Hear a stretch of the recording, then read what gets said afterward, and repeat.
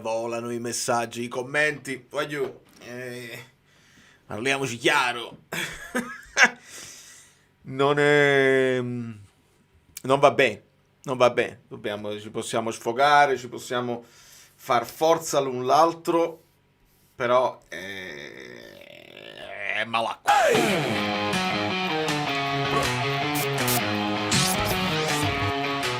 Amici bellini, la strada è sincera, si lotta col cuore, non solo stasera. L'amicizia ci guida, la voce si sente, pazienza e supporto, la fiamma ardente. Le Loriane, mediano speciale, bellissimo eroe, dal coraggio leale. Senza di lui non sappiamo star bene, è il nostro pilastro. Commento memorabellino di Mirko. Senza dubbio, questa non ci voleva. Allora, voglio. Di cosa vogliamo parlare? Del fatto che siamo diventati di nuovo un po' sterili, che sembra. Allora, in pre-partita tu lo sai che le 3 partite in 7 giorni, insomma, più o meno quante ne saranno, il Napoli fa fatica, e specialmente con le defezioni che ci stanno fai fatica, e questo lo sapevamo già. Il poter preparare qualcosa in più, secondo me, è importante, e non hai neanche il tempo. Ci vogliamo mettere nel calderone anche che se la squadra sembra moscia, magari la presenza di Conte in panchina gli può dare quella minima spinta in più. È sembrata oggi che abbiamo cominciato pure facendolo la cosa, perché poi sarà inevitabile parlare delle maniche delle magliette. Sarà inevitabile. Facevi quel gol, ti mettevi più tranquillo e potevi fare il secondo senza l'affanno, senza dare a loro quella fiducia. Stiamo difendendo bene. Parma, questa è. Quindi, da questo punto di vista, niente. Poi, insomma, è venuta a mancare. Possiamo parlare anche un po' delle prestazioni individuali, perché è venuta a mancare molta qualità. E alcune cose sono di difficile accettazione. Poi è naturale che se guardiamo la classifica, io adesso l'Inter mica la guardo, mica sto guardando l'Inter, non interessa, perché se l'Inter pareggiasse, se l'Inter vince, ciao, complimenti, qua sta lo scudetto. Se l'Inter pareggia, tu dici, non abbiamo perso punti, sì, però è un'altra partita, e si resta la cosa con una partita in meno per recuperare, è questo. Se l'Inter perdesse, onestamente, è più vicina alla Juve con la Roma che non noi con l'Inter. È chiaro che tu devi guardare sempre avanti, perché è lì che poi trovi le forze, però diventa un intruppo. Diventa un intruppo troppo brutto e c'è bisogno assoluto di recuperare le forze. Ecco perché avevo dei Vergara, Mazzocchi, che poi Mazzocchi non ha giocato nemmeno male. Va bene, allora, bravo Roberto, non so se avete visto la reaction, perché ve l'ho postata. Se non l'avete vista, datevela a vedere, datemi soddisfazione, perché queste sono le reaction che si guardano gli avversari, i tifosi avversari che guardano me o guardano tutti quelli che perdono punti, e giustamente per trovare soddisfazione. Dottor Varon, sì amico mio, ho visto, ti ho risposto, però l'intervista di Stellini onestamente non dà spunti, è molto lineare, ho ascoltato un pochino, se avete trovato voi degli spunti ditemeli voi, ma Stellini non mette non toglie onestamente, non è Conte, chiariamoci. Anche per questo la presenza può darti qualcosina in più, la stessa sfuriata che fa lui contro gli arbitri con l'Inter può essere che ha dato anche una spinta ulteriore.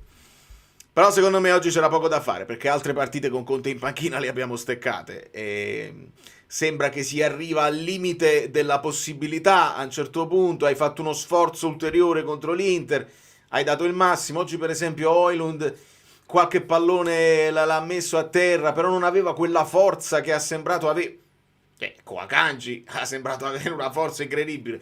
Con Trujillo, il bassista di Metallica, sembrava non reggere l'urto, ed è anche una cosa probabilmente naturale, se non puoi rifiatare mai, mantenere, non è solamente fisica, è anche mentale, mantenere quella forza mentale anche con le squadre piccole è difficile, purtroppo è umano. E la rovesciata di Lucca è emblematica, perché quello ti fa capire perché Lucca non può cominciare dal primo minuto. Ne abbiamo parlato più volte, oggi ne abbiamo parlato anche nel gruppo Telegram, che insomma un po' è una voce, un po' si intuiva, un po' è quello che è, si vede. Il ragazzo non ci sta con la testa, e se non ci stai con la testa in allenamento, 5 minuti in partita sono più che un regalo, perché non lo merita nemmeno a questo punto. Se tu hai un'occasione che puoi, non ci sta nessuno intorno, puoi mettere palla a terra, girarti, fai la rovesciata da in mezzo all'area di rigore, da lontanissimo, e vuol dire che sei svogliato. E accettiamo tutti i tipi di errori tecnici, quando per esempio uno fa un cross e arriva troppo alto, non riesce a superare, oppure sei infortunato come Neres, perché Neres era ancora infortunato e non riesce a raggiungere quel pallone, accettiamo tutto. L'atteggiamento mentale svogliato non mi fa impazzire, onestamente. Teniamocelo per noi, speriamo che in Portogallo non si guardano le live. E questo è.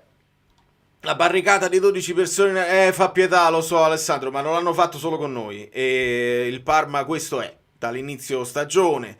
Possono cambiare modulo, possono cambiare gli interpreti, perché dobbiamo essere onestissimi, se noi avessimo visto questa formazione col Parma che fa il turnover contro un Inter, perché pure loro soffrono l'infrasettimanale evidentemente, l'idea è sembrata più qualità, assolutamente Alessandro, sono d'accordissimo. Contro il blocco basso devi entrare nelle linee, devi superare l'uomo, devi cambiare gioco velocemente, anche la velocità è un po' mancata nel cambiare gioco e scompaginarli un pochino. Loro quando giocano a 4 giocano in realtà a 6, cioè era veramente difficile. Però bisogna dirlo, anche loro turnover, cioè terzo portiere in porta, senza Valeri, senza Pellegrini, senza Bernabé, senza Del Prato, tutti i giocatori che fanno parte della prima squadra. Sembrava proprio, vabbè, i punti non li dobbiamo fare a Napoli, li facciamo con le altre squadre dove abbiamo più chance. Se avessimo visto una cosa del genere contro una nostra avversaria, avremmo parlato, il Parma si scansa di proposito scandalo, ufficio inchiesta, lo avremmo detto. E se lo dicono gli avversari fanno bene a dirlo, perché ti viene, è chiaro che la risposta c'è, che anche loro non sono strutturati per fare 3 partite a settimana una dietro all'altra. Noi non siamo strutturati perché ci stanno infortunati, e purtroppo esce fuori una partita brutta perché il Parma ti fa fare una partita brutta.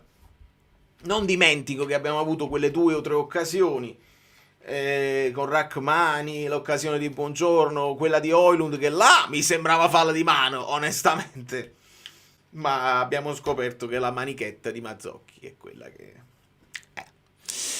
che intossico. Prima un paio di VAR e poi i gol. Vorrei rivedere il fuorigioco di Mazzocchi, non sono sicuro che ci fosse. Amico mio, io sono a tua disposizione e ti faccio vedere il particolare, perché è abbastanza sconvolgente.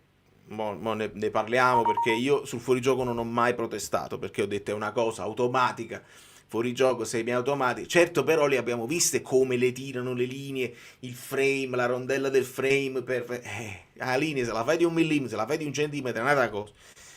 Quando è così minimo diventa inevitabile che io da già fare il frame, no? Download, andiamo a prendere il frame. Allora, questa qua è l'immagine che ci hanno fatto vedere dopo parecchio tempo, ok? E vabbè. Ma però, se noi accettiamo che quella parte di aiuto, se fai la linea un po' più doppia non è fuorigioco.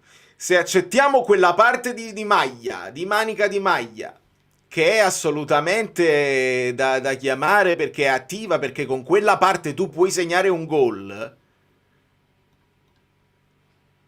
vuol dire che e dovete vedere il particolare, perché se no impazzisco.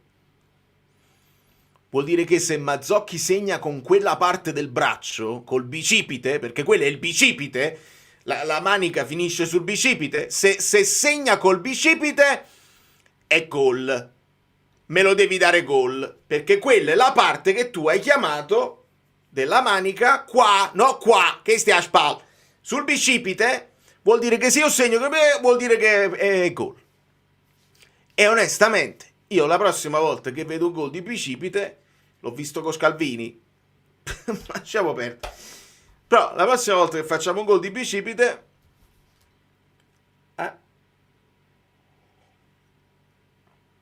cioè almeno una cosa avevamo, che era il fuorigioco, su cui ti fai l'anima, ti metti l'anima in pace, dici non possiamo protestare, il fuorigioco sembra automatico, e stavolta non mi sembra. Poi per me si può parlare di Lorenzo che salta e gli tirano la maglietta mentre salta, quindi lo portano proprio giù in volo. E quello non è un rigore clamoroso che ti sei entrato nelle gambe, ma se io sto saltando e tu mi tiri la maglietta, e come faccio a raggiungere il pallone? Però tutta roba di mestiere, tutta roba di saper stare in campo, e il Parma questa partita poteva fare e questa partita ha fatto. Noi dovevamo metterci sicuramente più qualità, più forza, più velocità, e non ce l'abbiamo messa. Non ce l'abbiamo messa. Ciao Time! Sì, ma questo rappresentato non è un frame della fotografia, è una ricostruzione. Lo so, è il frame della foto, quando tu lo puoi bloccare al momento in cui si stacca il pallone, però poi non è la prospettiva. Ovviamente non abbiamo i mezzi, ce li hanno solo loro i mezzi per poter ricostruire dal frame originale la ricostruzione virtuale e poi tirare le linee. Noi non lo possiamo fare, ci dobbiamo fidare. Che te devo dire? Però ti devo dire la verità che in diretta, quando ho visto il primo replay, mi sembrava più avanti.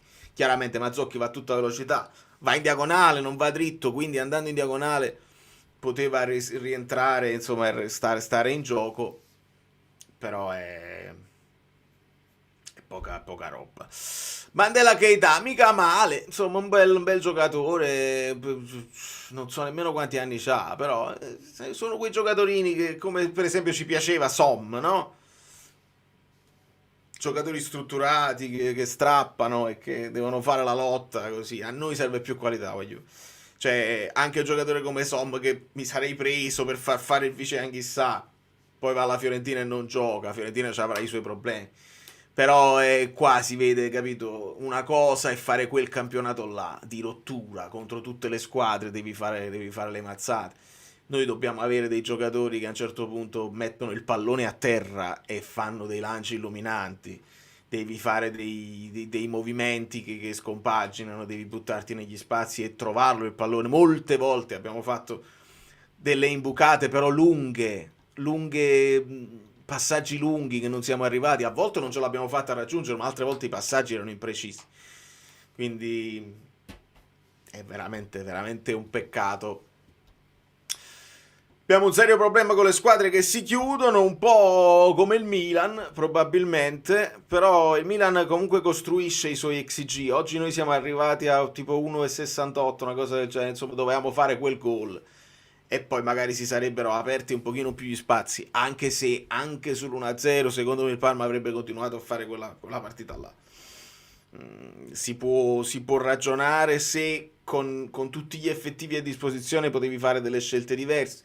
Io oggi per esempio non ho capito Olivera, non l'ho capito e non me lo spiego per sostenere Lang, perché tu dici magari Lang è più offensivo, Olivera, però lo abbandoni a se stesso e gli devi dare una mano Lang, perché non parte da solo, non punta l'avversario, ha fatto un paio di dribbling, gli sono riusciti, però quel fulmine che doveva essere e che gli abbiamo visto essere nelle altre squadre, è chiaro che in Olanda non lo marcano così, non c'è alcun dubbio. E quindi lui tende a fare la giocata un po' più semplice, a rientrare, a tagliare verso il centro e così. Però se non hai il supporto di un Olivera, ecco, uno Spinazzola punta molto di più dello stesso Lang, e quando hai Spinazzola sulla fascia, e capisco il non portarlo all'esasperazione anche lui, capisco il farlo riposare un attimo, perché poi devi fare l'altra partita col Sassuolo e poi ci sarà la Champions, quindi lo capisco assolutamente il turnover. Probabilmente avrei preferito un Gutierrez, se non ci dicono che Gutierrez ha avuto un'altra ricaduta. Olivera onestamente non me lo spiego, non mi è piaciuto. Mazzocchi paradossalmente ha spinto di più, ha garantito un pochino più di corsa e di sovrapposizioni che Olivera non ha garantito. E poi, vabbè, siamo lì. Neres era infortunato, l'hanno buttato dentro perché lui ha detto sì, ci posso provare, ma si vedeva che non ce n'era. Elmas poi messo, poi l'hanno abbassato Elmas per far salire McTominay. Anche questa scelta non lo so, perché McTominay dà il meglio di sé quando arriva poi al rimorchio. Il fatto di stare già là, certo, magari volevi riempire l'area in un certo modo, ma McTominay ci arrivi a riempire l'area, quindi quella scelta là anche non mi ha fatto onestamente impazzire. Signori, lasciate il like, lasciatelo, perché siamo comunque 300 e non sono pochi per questa partita, per questa serata, e probabilmente potrò sentire più voci, più amici bellini che vogliono parlarne. Non è la prima volta. Buongiorno, come già successo paghiamo il giocare infrasettimanale, non c'è dubbio. Partita generosissima del Lecce. Amico mio, sì, però hai capito, crolleranno all'85, cioè non ci credo, onestamente non ci credo. Eppure se avviene, ho spiegato che insomma è un'occasione persa, non c'è niente da esultare se l'Inter stecca con Lecce, perché una partita in più, loro mantengono il vantaggio, al massimo il Milan ne può approfittare, ma tu devi cominciare a guardarti anche dietro. Sono proprio onesto con voi, nel senso che dobbiamo recuperare anche Sapia, male schiene, cioè mentre sta recuperando. Speriamo che con la Juve ce la fa. Speriamo che Neres possa tornare, perché Neres oggi non riusciva a correre, si vedeva proprio. Quindi tu puoi fare il massimo sforzo nella partita decisiva, la partita dell'anno, sei andato oltre anche quelle che sono le tue energie a disposizione, e poi sei venuto meno col Parma. È quasi come rendere tutto inutile quello che hai fatto. Ti sei goduto una notte straordinaria.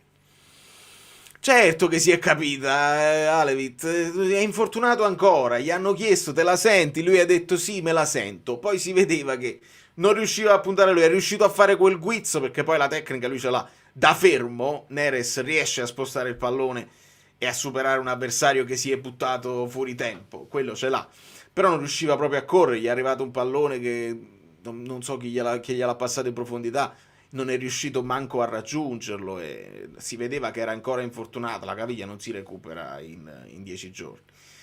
E quindi lo togli per poi mettere il lungagnone, perché può succedere qualcosa, spari una palla a casaccio.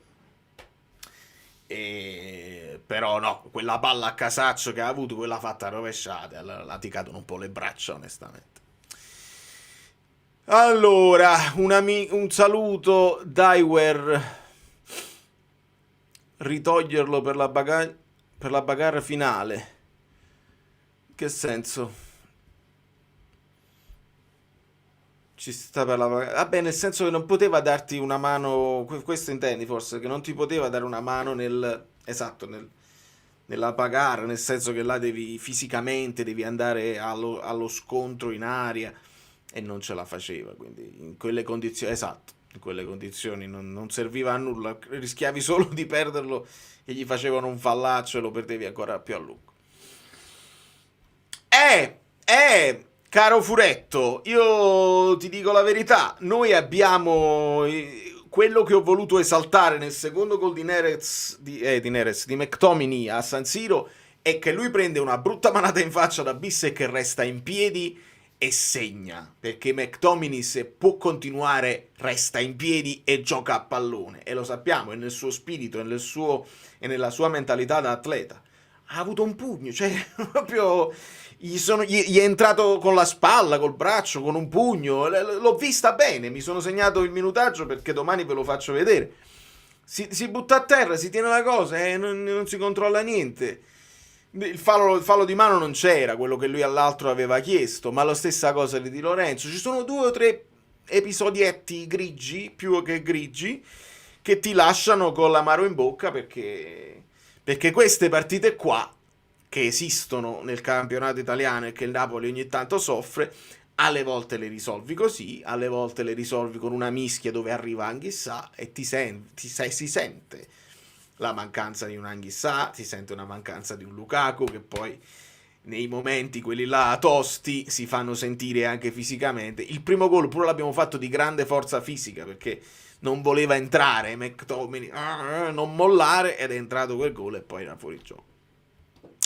Occasionissima Lecce, poca roba. Io penso che siano troppe le gare giocate in questo modo, mettiamo gli alibi da parte. Già scorso anno abbiamo buttato punti con Parma, Genova, che stanno Torino, Udinese. Sì, è così. È la cronaca, amico mio, che vogliamo farci? Non abbiamo... Quest'anno avevamo provato a impostare una squadra con più qualità che potesse avere i crismi di una squadra che contro le squadre che si chiudono c'hai tu il possesso consapevole del pallone, e avevamo provato ad essere più squadra di conseguenza, squadra che attacca e squadra che può trovare varie soluzioni. Purtroppo ti muore uno, ti muore l'altro, ti muore quell'altro, devi ritornare a una situazione un pochino meno qualitativa perché ne hai meno di qualità in campo e in panchina, e quindi siamo arrivati di nuovo che alcune partite le vinci di forza, alcune le puoi vincere di nervi, altre sbatti contro la difesa arcigna e devi accettarlo. È così. Adesso fatemi vedere un attimo la classifica, perché adesso possiamo ragionare anche sulla questione dei punti, considerando che abbiamo fatto un punto con l'Inter, abbiamo chiuso il girone d'andata a 39. Di conseguenza, se raddoppi i 39, 18 più 60, arrivi a 78. Non sono abbastanza 68, 78. L'anno scorso si è vinto a 82, 78 mi sembrano veramente pochini, considerando che l'Inter ne ha fatti 42 o 43, non capisco se questa classifica è aggiornata. Comunque 78 di solito vanno più che bene per la Champions, però quest'anno, lo abbiamo detto, la Champions avrà una quota più alta perché a 40 ci sta il Milan, a 39 la Juve, a 39 la Roma, adesso il Como deve recuperare una partita, deve recuperarla con il Milan, quindi vediamo se si aggiunge anche il Como a questo gruppone per il quarto, quinto, sesto posto. Escluderei l'Atalanta che sta troppo sotto, la Lazio, l'Atalanta a 31 non dovrebbe impensierire. Però queste sono le 5-6 squadre che si dovranno lottare, che dovranno lottare per il secondo, terzo, quarto, eccetera, eccetera. Se non riusciamo a prendere l'Inter, io il secondo posto lo voglio, lo pretendo, anche e soprattutto... No, perché poi la Supercoppa la cambiano di nuovo. E allora dobbiamo vincere pure la Coppa Italia. Dobbiamo vincere anche la Coppa Italia. Se non fosse per tutte le mancanze avresti più energie per giocare meglio partite anche come queste. In ogni caso ci ha visto comunque creare molto. Restiamo un'ottima squadra ma in difficoltà. Salve a tutti, ho appena visto il video di Radio Marte che parla del fuorigioco da quel frame. Effettivamente il fuorigioco non c'è, ne avete già parlato. Certo Antonio e Lorenzo, io l'ho fatto vedere. Magari lo lascio qua lo lascio a disposizione, perché qualcuno entra dopo e io lo metto, e se questo è fuori gioco noi lo accettiamo, però dobbiamo anche avere poi la possibilità di segnare con quella parte del bicipite. Se ci fate segnare col bicipite di Mazzocchi, allora accettiamo che sia fuori gioco, altrimenti è difficile da accettare, diventa più difficile da accettare e rimuovi dalla scena. Purtroppo sta classifica così corta adesso come adesso lascia pochi spazi a pronostici. Se vinciamo Coppa Italia e Champions League sei un furetto, sei un furioso armato.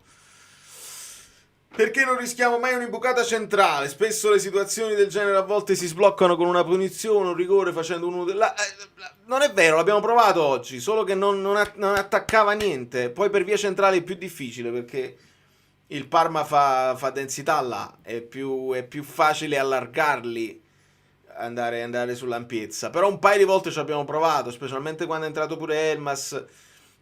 L'imbucata che poi porta al tiro di Rachmani viene da un'imbucata centrale. Un altro paio di volte ci siamo arrivati con Lobotka. Però in un truppo di gambe, quella giocata là non è mai pulita, perché stanno troppi avversari intorni. Intorni? Dai, intorni. Più che altro... Ehi, Tore fa, sei impazzito? Pio Esposito, perfetto. Integrazione al vocale. Lucca è utile come una forchetta nel brodo. Tatticamente contro un Parma per ingabbiare Oyon ha rinunciato a giocare.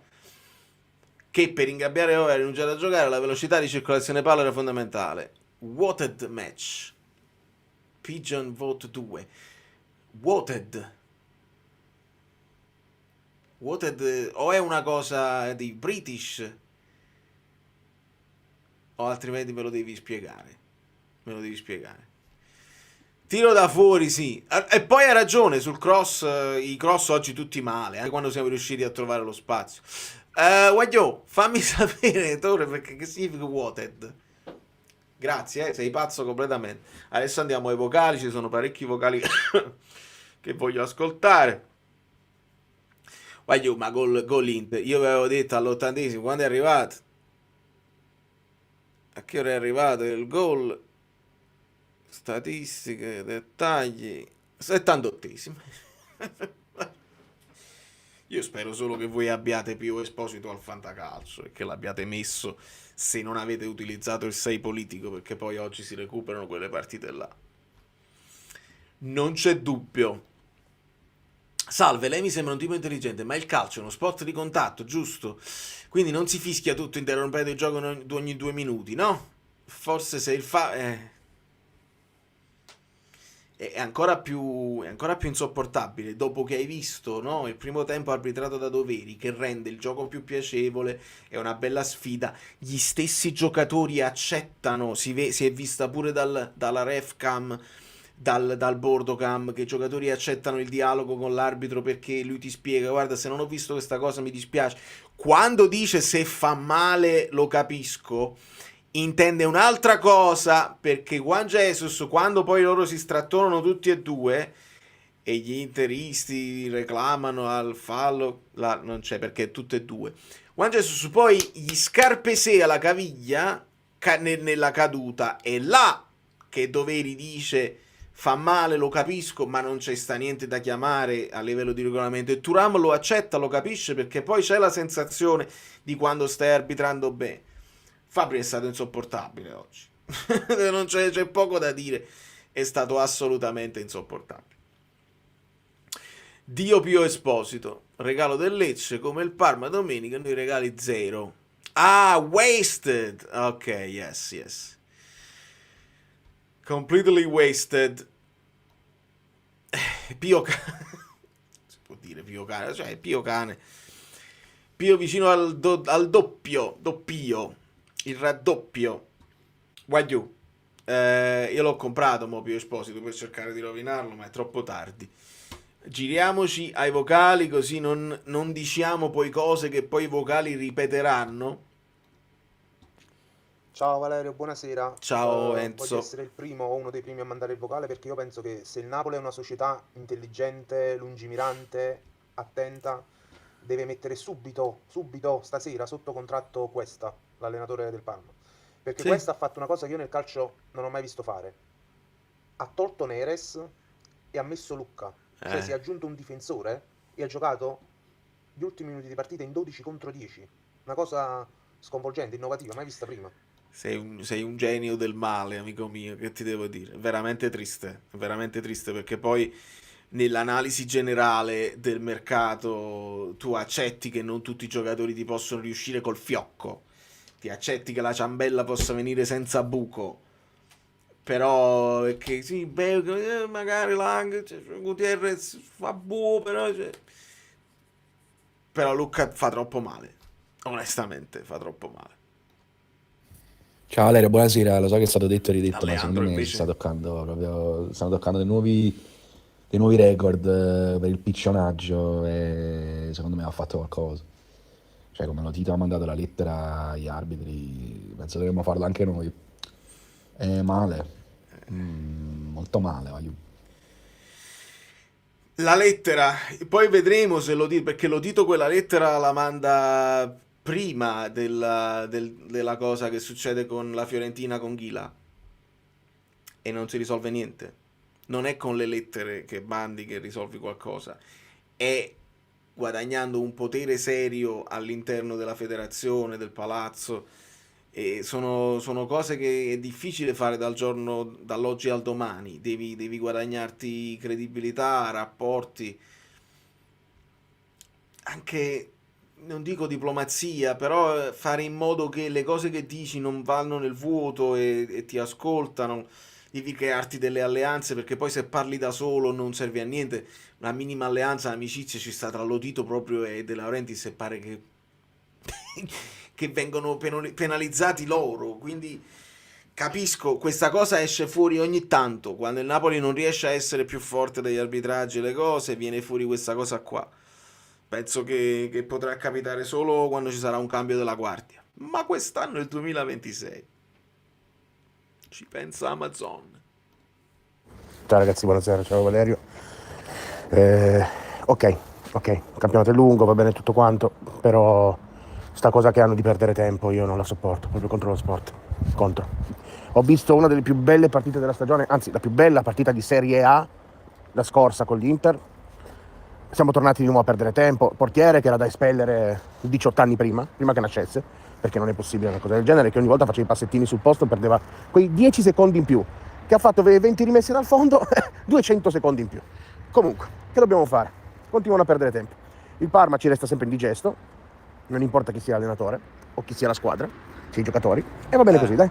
Højlund è molto giovane, noi pretendiamo tanto da lui, ma non ci rendiamo conto che ha 23 anni, deve imparare a mettere le braccia a posto. Avrà fatto 7-8 falli perché le braccia le mette un po' troppo lunghe, però imparerà, va bene così, dai. Peccato, speriamo che Neres non si sia fatto male di nuovo, forza Napoli, vediamo questo allungo dei milanesi. No, ma penso che su Neres non dovrebbero esserci problemi, cioè semplicemente non aveva recuperato abbastanza per finirla la partita, non credo che abbia avuto una ricaduta che si sia fatto male di nuovo, semplicemente non ti poteva dare niente nel finale perché ci hai provato, lui ha detto di sì, ma non ce n'era, era una partita comunque da battaglia e non ce la faceva, quindi non credo che sia questo il problema. Io stasera non parlerei di Lucca, che è sempre stato inutile, parlerei del fatto che se vogliamo pensare di competere per il titolo ogni anno dobbiamo essere, bravo, ma questo è, però ce lo siamo detti più volte. Poi il Parma a me ricorda anche quella situazione proprio dell'anno scorso dove pure stavano facendo un giochetto e poi così.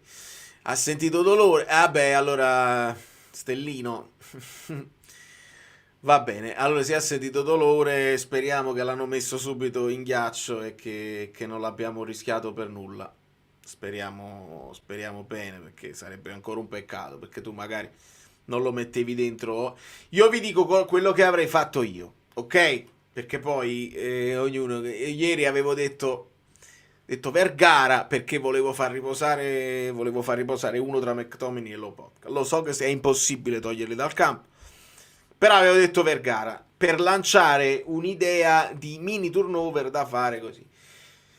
Il mini turnover è arrivato un po' forzato perché Juan Jesus squalificato e quindi buongiorno. Un pochino una scelta che posso capire, quella di mettere Di Lorenzo al posto di Beukema, perché magari vuoi avere più spinta, no? Sai di doverti difendere di meno e allora più spinta da dietro. Di Lorenzo può fare il terzino e c'hai anche Politano e ci aggiungi Mazzocchi. Quello pure lo capisco. Non capisco Olivera, onestamente, ma può essere anche una questione di gusto mio personale. Ad un certo punto, nel momento in cui tu hai stabilito Lang e Elmas, va bene. Nel momento in cui tu hai stabilito che questi erano gli 11 iniziali, c'è un momento quando entra Vergara al posto di Politano che io avrei messo Lucca, e lo so è difficile da accettare, però un Lucca che esista. detto metti al posto di Politano Lucca c'è la doppia punta, e se non è Lucca è Ambrosino, doppia punta con uno Spina che può andare dall'altra parte, eccetera eccetera. Però col senno di poi è facile dirlo. Aggiungere un po' di presenza in aria. Stellini l'ho ascoltato, dice noi abbiamo scelto di mettere McTominay come seconda punta accanto a Højlund là, e non è una scelta che mi fa impazzire. Onestamente si può dire d'accordo sicuramente con Conte, però in questo caso niente da fare. Ospina, auguri, fate tutti gli auguri a Francesco Perrone, che oltre a essere un grandissimo centrocampista del Como, che sta anche cominciando a fare qualche gol importante, è un affezionatissimo del canale, e quindi fate tutti gli auguri a Perrone. Lasciate il like.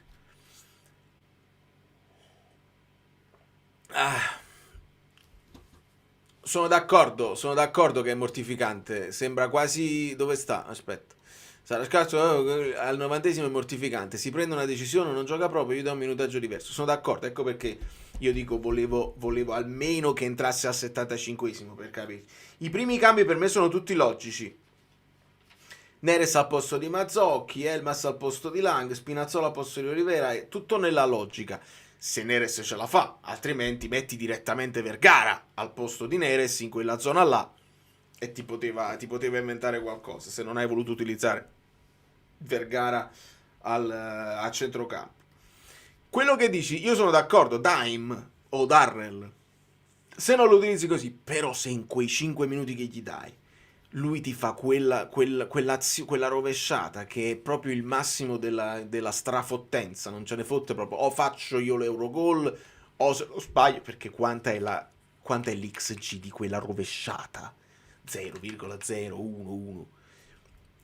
Quello è l'esempio che ti dimostra forse meritava la mortificazione, perché se quello è l'impegno che ci mette anche in allenamento, e questo non lo possiamo sapere, lo possiamo solo intuire, ti spieghi il perché nemmeno al 75esimo è meglio mettere Vergara, è meglio mettere Neres ancora infortunato che mettere lui.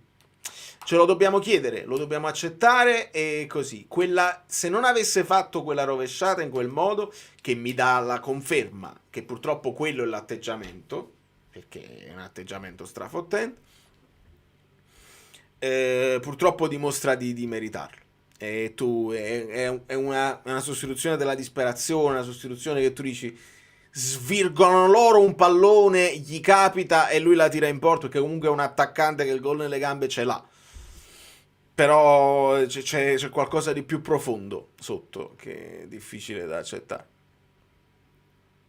Ambrosino, sì, è così, sotto questo punto di vista sì. Il problema di Ambrosino è che si continua a parlare del Venezia e pare che insomma stiamo tirando un pochino i tempi per vedere se riusciamo a recuperare Lukaku perlomeno, e poi possiamo liberare Ambrosino, perché se Luca ha questo atteggiamento e se Højlund a un certo punto ogni tanto qualche partita la deve saltare, speriamo volontariamente e non perché è arrivato al limite dell'infortunio, non riusciamo a mollare Ambrosino. Il non poter mollare Ambrosino significa che non lo fai giocare per una questione di preservarlo anche in base all'infortunio. Io non credo che Ambrosino o qualche altro prestito ti sblocchi il mercato. Questa è un'altra cosa che dobbiamo tenere presente, perché si fanno tutti i nomi possibili e immaginabili. Altre squadre si stanno rinforzando, perché la Roma non ha preso Raspadori, ma ha preso quei due, ha preso Malen e ha preso Vass, e vediamo che impatto avranno con Gasperini, però si sono rinforzati.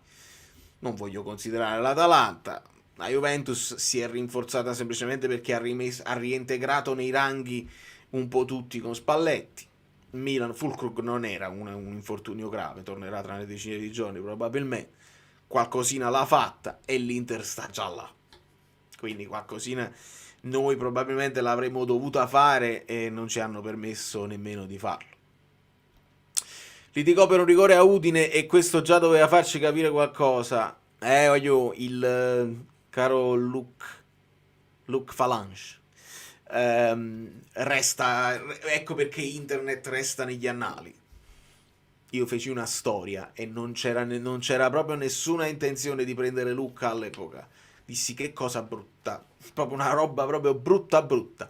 Certo, lui poi fa un gran gol, un grande rigore, la mette, che personalità, che freddezza, però in quel momento vedemmo uno che, scavalcando il proprio capitano, scavalcando quello che che era stato stabilito dall'allenatore, si prende il pallone, litiga, lo tira lui. Oh, forse lo puoi fare a Udine, a Napoli no, a Napoli ti fanno correre. Non credo che sia questo l'atteggiamento che lui sta avendo, io penso che stia avendo un atteggiamento più di strafottenza, però se poi questo scatta nella sua testa che lui deve dimostrare di essere lui il migliore, di essere stato trattato male, che invece meritava una chance al primo minuto e non dovevamo comprare Højlund perché dopo Lukaku c'era lui, me lo doveva far vedere in allenamento e non in campo in questi pochi minuti, perché ce ne sono proprio pochi. Inter 5 spanne sopra di noi, troppi infortuni. Nel frattempo è entrato Susic per Thuram, era entrato Lautaro Martinez per Mkhitaryan. Vabbè, c'è stata una mini sfuriatina del Lecce nel finale, ma poca roba, siamo ai minuti di recupero. Il fallo in attacco è ancora più stupido, penso sia il giocatore più falloso per minuti giocati, 35 milioni presi e buttati.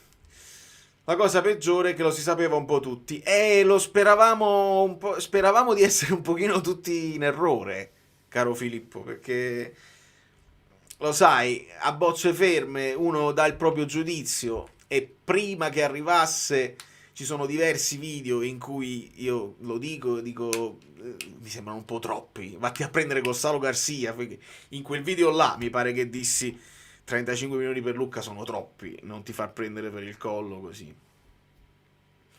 E quindi resta tutto negli annali, capito? Fa tutto storico.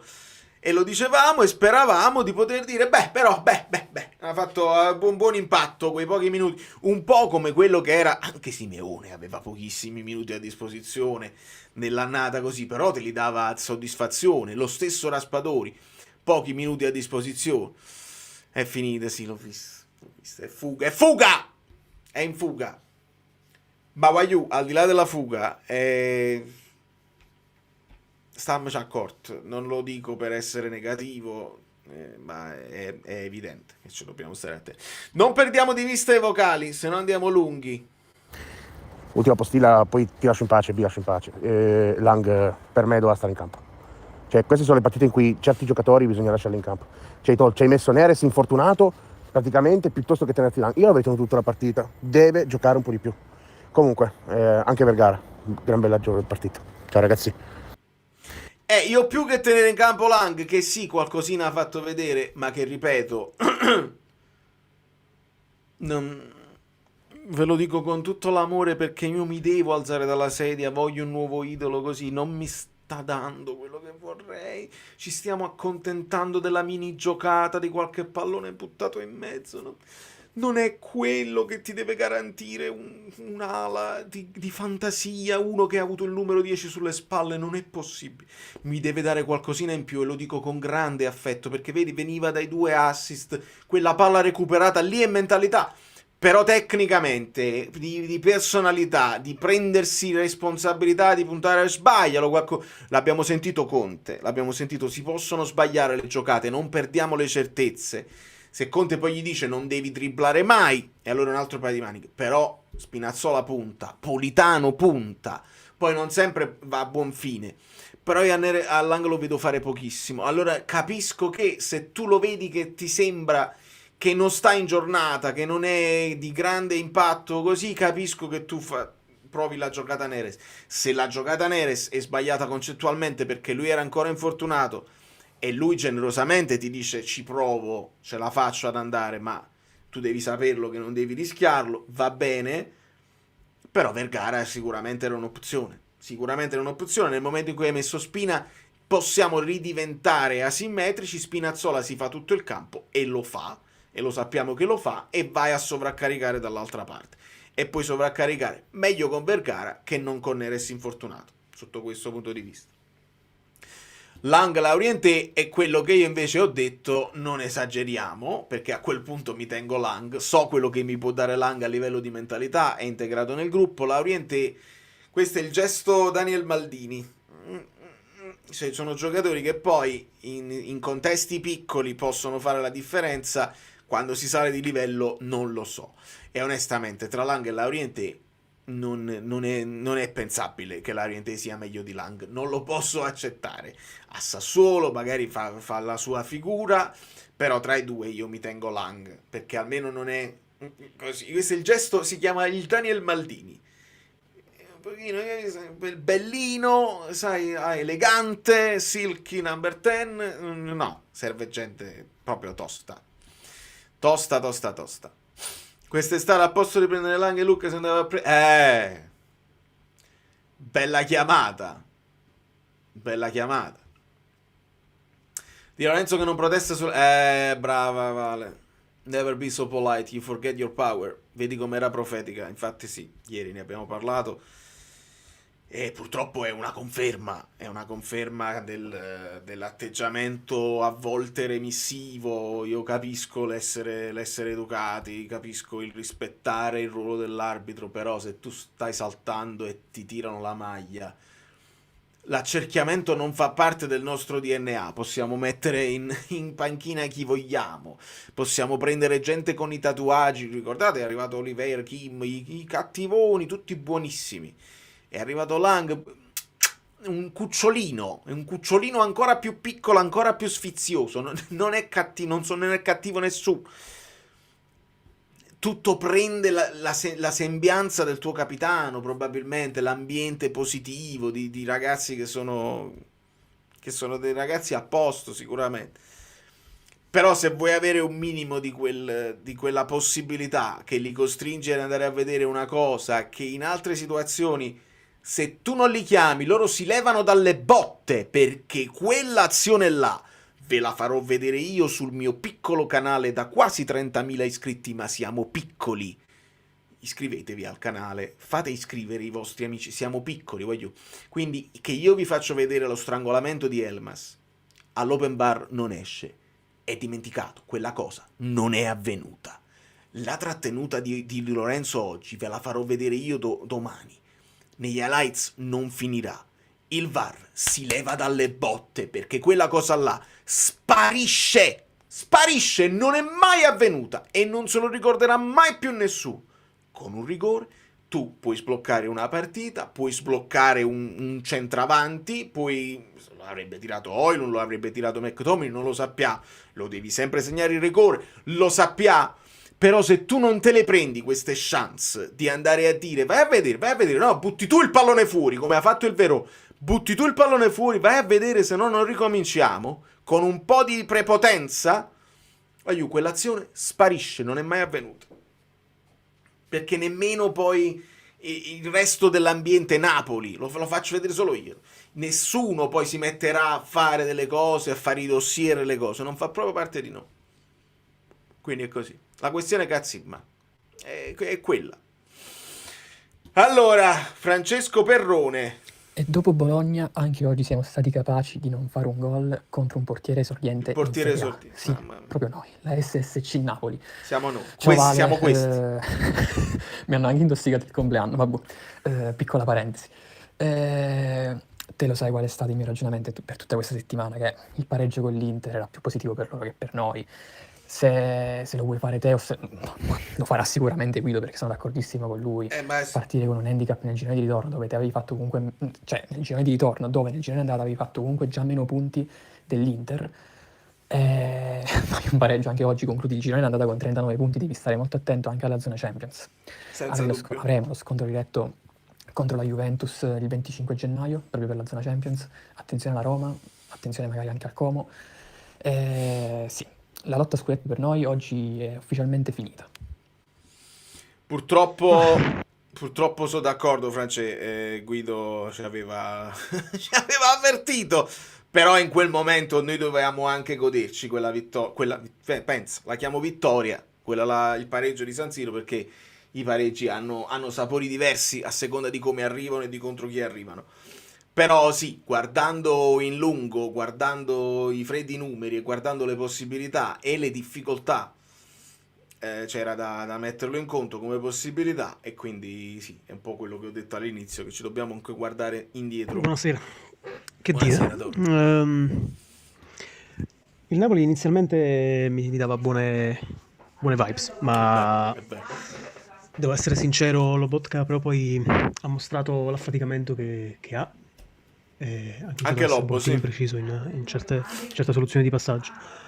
McTominay non mi sento di condannarlo, ci ha messo come sempre il suo. Højlund forse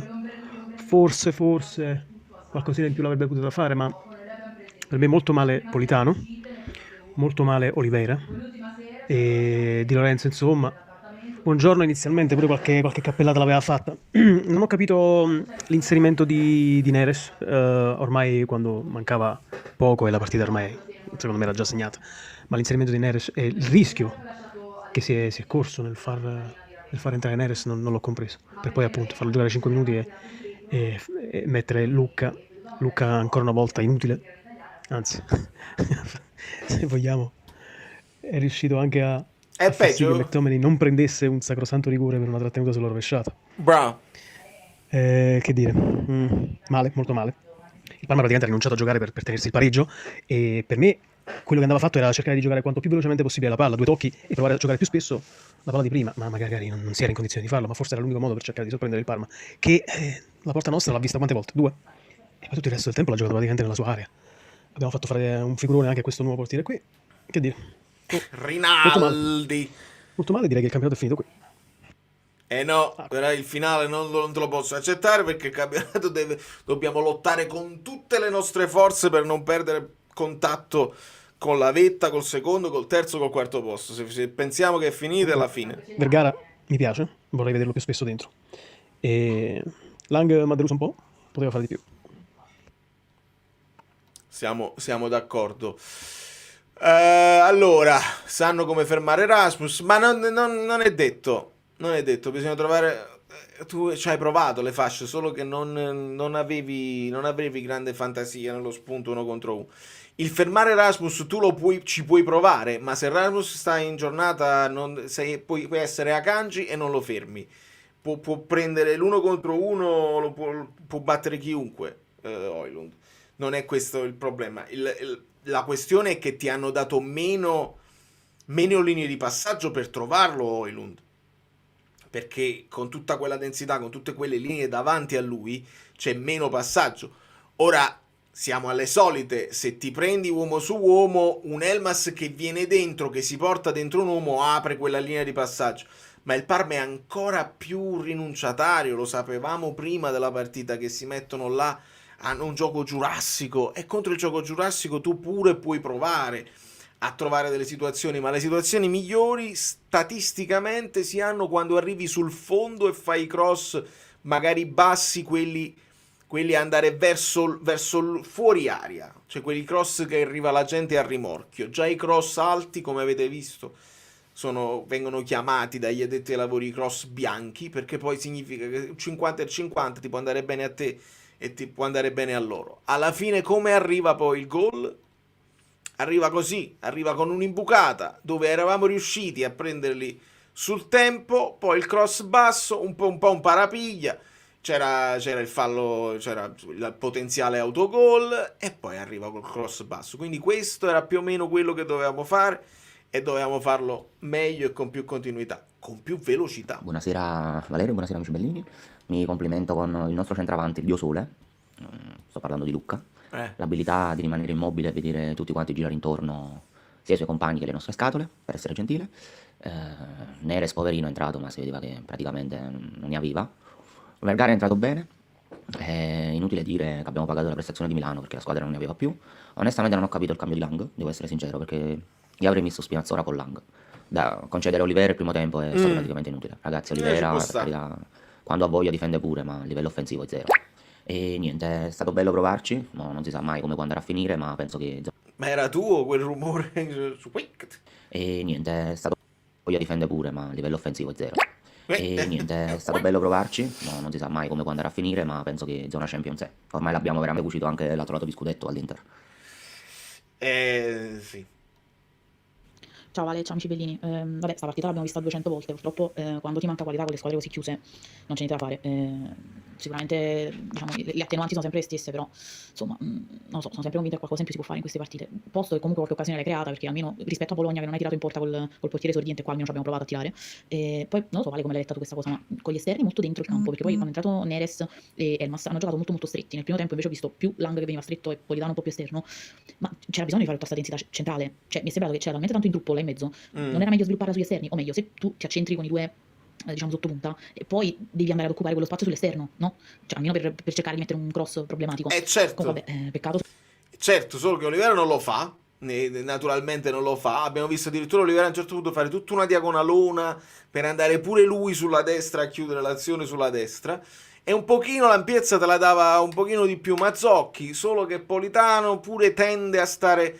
Si sovrappongono una continuazione più sull'esterno che non c'è tra me, ma era giusto andare sull'esterno. Il problema è che ci devi andare con più qualità e con più velocità. Il gol annullato onestamente è una regola che non piace a nessuno, ma io perché purtroppo quel pezzo di manica non mi significa niente a livello calcistico, però questo poi è un approccio mio al fuorigioco, ma cerco di non contestare perché altrimenti mi devono internare con tutte le schifezze che si vedono. E diciamo che su quel gol magari ti dico, forse disabitudine di Lobotka alle palle verticali e con un microsecondo in meno l'avresti messo diciamo in posizione buona a Paco. E niente, speriamo che i ragazzi mentalmente non si stacchino troppo dal primo posto, sia almeno nelle prime 4 ci arrivi. Chiosa. Vabbè, solita chiosa. Io non avrei tolto Lang, avrei semplicemente messo Spinazzola a supporto, perché secondo me si poteva fare meglio anche con Lang dall'altra parte, non avendo Olivera dietro, perché appena ho visto Olivera in formazione ho detto Lang l'hai preso e l'hai buttato nell'umido. E è entrato bene per gara, ti dirò, mi è piaciuto. E Fabri, che dire, scandaloso, cioè veramente non si è giocato proprio per niente il secondo tempo. Emblema di questa partita è quel fallo inesistente nell'ultimo minuto di recupero con il difensore che scivola da solo e gli fischiano fallo a Højlund. Io non so come fare più. Veramente insopportabile in quella cosa là. Visto che ci sono nuove persone che si stanno aggiungendo adesso, io lo metto qua. Cioè, perché poi ho letto, qualcuno mi spieghi il fuorigioco, ne stanno parlando anche non napoletani ed è scandaloso. Lo metto qua, e non so se più che farvi vedere questo devo mettere quell'altra dove si vede ancora di più il close up, ma si vede, cioè quella parte di braccio dobbiamo considerarla che se segni con quella parte, col bicipite, con la manica così, è gol, non te lo annullano, è gol, facci un gol. Che cos'hai al posto degli occhi? 2 palline? Ve lo ricordate quello? Facci un gol, facci un grandissimo gol. Ciao a tutti ragazzi, buonasera. Partita bruttissima, approcciata male. Oddio, l'inizio è stato non male, ma poi per il resto troppo lenti, troppo prevedibili. Non mi voglio dilungare perché c'è poco da dire. Il Napoli non ha costruito. Poca azione, poca velocità, poca incidenza.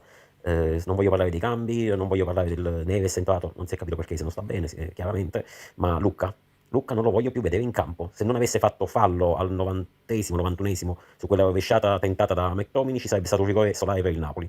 Peccato, altra occasione sprecata da quel corpo di giocatori che abbiamo preso all'Udinese. Lo sai che questa non l'ho vista bene, me lo state cominciando a dire in tanti. La voglio rivedere quell'azione là. Io non credo avrebbero dato il rigore a McTominay, onestamente, perché sono entrato nell'ordine di idee che tutte queste mini trattenute, che sono mini trattenute, sia chiaro, ci si trattiene a vicenda e là non gridiamo allo scandalo, però tutta una serie di trattenute che potevano essere nel dubbio poi risolutive, se tu togli, ecco, ancora una volta, se tu togli i carboni dal fuoco a chi deve poi controllare e prendere una decisione, è inutile tutto. Quindi ancora una volta, se è un'azione grigia che ti può andare a favore o torto, hai tolto tutto da mezzo facendo un fallo. E là è veramente un peccato. L'unico che scrivo è chi... Stamattina con gli amici discutevamo di open bar e siamo finiti a discutere di fuorigioco. A discutere del fuorigioco e te, come al solito, poi uno prende un fuorigioco per un orecchio, per una spalla, per una mano. E così è stato, ce lo siamo proprio chiamati, ma che cacchio. No, ma è così, è abbastanza assurdo. E non, vedi, non è che poi parlando di questo non parliamo delle cose nostre, perché stiamo parlando delle possibilità individuali, stiamo parlando della qualità che è venuta a mancare, stiamo analizzando tutte le cose. Chiaro che tutto questo passerebbe in secondo piano se poi sblocchi il risultato là ed era l'inizio, la seconda azione, voglio dire, però diventa veramente complicata. Buonasera ragazzi, buonasera Valerio. Secondo me questa sera possiamo contestare tante cose. In primis alla squadra e ai ragazzi in campo, perché dopo 2 pareggi, comunque, secondo me in casa con il Parma, iniziare con passati, mettendo la seconda dopo la prima e non mettere mai la terza per tutto il resto della gara, gli dà abbastanza colpe, perché ho visto Napoli chiudere sempre più compassato, non ho visto quella voglia di azzannare la partita, di andare a sbloccare, la ferocia nel calciare in porta convinti, anzi abbiamo cercato di entrare col pallone fino a dentro la riga di porta, fino alla fine, per me è quasi incomprensibile. Per il resto contesto i cambi, e non perché devo essere sempre il difensore di Noah, ma possiamo dire che tra lui e Politano c'è stato un abisso di prestazione. Il primo tempo ha messo dei cross importanti Lang, soprattutto quello nella palla gol di Buongiorno che si è divorato, saltando da solo di testa, vi devi fare gol. Non ho capito, Politano non si reggeva in piedi dal 30°, io mi sarei aspettato Elmas al suo posto, ma non perché dobbiamo dare contro a Politano, cioè, altre partite ha fatto bene, stasera non c'era. Non ho capito perché mettere dentro Neres rischiandolo se non stava bene, ho capito che vuoi andare a sbloccare, ma mettilo magari direttamente al 75°, l'ultimo quarto d'ora, per sprintare ancora di più solo nel finale, non è che me lo togli al 90°, tanto me aveva giocato, tanto vale che me lo lasci anche il recupero, cioè non ho capito. Per il resto l'arbitraggio, vabbè, non ne voglio parlare. Vabbè, il discorso di Neres ce l'ha spiegato Stellini, che ha sentito dolore di nuovo. Perché tanto stasera non ci sono alibi per quanto mi riguarda, il gol ti è stato annullato al 12°, potevi sbloccarla. Forza Napoli sempre, obiettivo Champions, speriamo bene. Questo è corretto, perché poi è chiaro che se la sblocchi con rigore in fretta si mette in un certo modo la partita, però hai tutto il tempo per fare altro. È corretto dirlo e non possiamo far finta di niente. Ciao Valerio, ciao a tutti gli amici bellini. Il Napoli queste partite non riesce a sbloccarle, non abbiamo quella qualità, quando non c'è Neres in forma, lui è l'unico che salta all'uomo, che ti riesce a rubare un tempo di gioco tramite uno scambio oppure un movimento. Gli altri sono tutti statici, non sono d'accordo con i cambi, non l'avrei fatto entrare Neres vista la condizione fisica che ha, avrei tenuto per un po' ancora Lang che qualcosina l'ha provato a fare anche se era da solo sulla sinistra, perché Olivera è stato poca roba e sinceramente quando è così è difficile, non riesce a sfondare, anche fisicamente ci provi con McTominay, con Olmo, con i pesi massimi, ma è veramente difficile quando giocano in 10 in area di rigore, quindi molto male. Questi sono punti che pesano, poi sul lungo sono diverse le partite che potevamo vincere e non abbiamo vinto, e poi dopo le paghi. Vero. A parte tutte le difficoltà, gli infortunati, le conosciamo. Dottor Varon. No, dottor Varon, con tutto perché queste sono le no, scusa, sono le parole di Stellini. 4 minuti, Agit, 4 minuti e 42, andiamo nelle difficoltà. Le salterei le parole di Stellini perché credo che non c'è poco da, insomma, non ci sarà grande non è come. Buonasera Valerio, buonasera amici bellini. Purtroppo è andata male e mi dispiace dirlo, ma secondo me abbiamo lasciato 3 quarti di scudetto stasera e purtroppo il Parma quello che ci ha dato l'anno scorso, non ricordate l'espulsione di Suzuki eccetera, quest'anno ci ha tolto. Vabbè, è il destino del calcio. Secondo me abbiamo perso la partita tatticamente, non bisognava schierare esterni di poca qualità, diciamo così, come Mazzocchi e Oliveira contro squadre piccoline che si chiudono e inevitabilmente hai bisogno di gente che sa mettere i cross dentro. Sono d'accordo. Paradossalmente ha più senso far riposare Spinazzola a Milano e mettere Oliveira, no? Che poteva contenere di più. Guarda, mi fai venire uno spunto.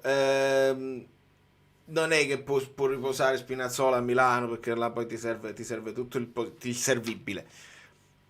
Però Spinazzola, se ce la fa, io dico sempre se ce la fa, Spinazzola anche con Mazzocchi, perché poi col senno di poi Mazzocchi non ha giocato male, non ha giocato malissimo, però è un discorso che a bocce ferme è corretto, secondo me, avere più qualità possibile sulle fasce, perché devi allargarle le maglie di questi qua che per via centrale non ti concedono niente. E allora, se proprio addirittura Gutierrez e Spinazzola, se vuoi mantenere Di Lorenzo nei 3 che poi diventa terzino, se vuoi utilizzare Politano là sotto punta invece di Unel, perché Politano non aveva fatto malissimo anche in zone centrali contro l'Inter, l'idea poteva essere Gutierrez e Spinazzola.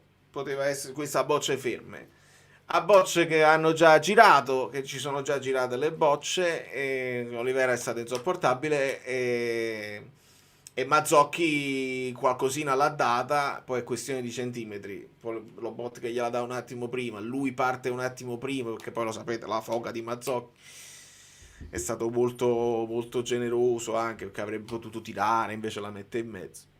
I giocatori come Luis Enrique, i giocatori dell'Inter, che avere più qualità oggi. Purtroppo quando non hai giocatori per fare un turnover, sono giocatori dello stesso livello qualitativo, devi giocare sulle caratteristiche dei giocatori. ma secondo me è su questo che oggi abbiamo perso la partita. Vabbè, speriamo che sabato ci rifaremo. Va bene, un abbraccio a tutti e forza Napoli.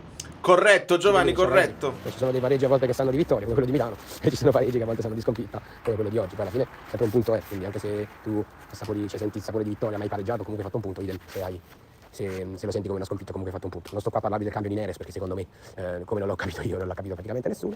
Quello che voglio capire io è perché Noah Lang non gioca con Spinazzola. Cioè io in Conte, sono stato in Conte stasera, avrei lasciato in campo Noah Lang, perché se tu a destra vai con la manovra, quindi con specializazioni manovrando, a sinistra avere due che ti saltano l'uomo, perché comunque ci provano, perché Spinazzola lo salta, Lang almeno ci prova.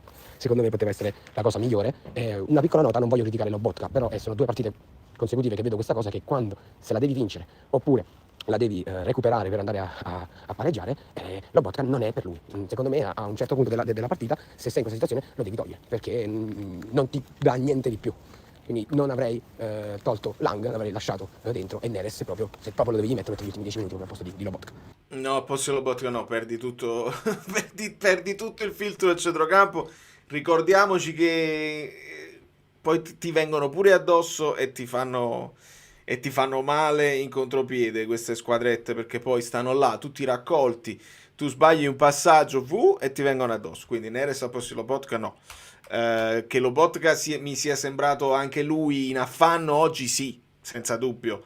A me non mi era dispiaciuto affatto contro l'Inter, non mi aveva fatto impazzire contro il Verona, quindi là mi spiego un pochino l'andazzo di tutta la squadra. Siamo arrivati di nuovo a un momento di come si dice, di saturazione di energie mentali, fisiche, come le volete mettere, le mettete.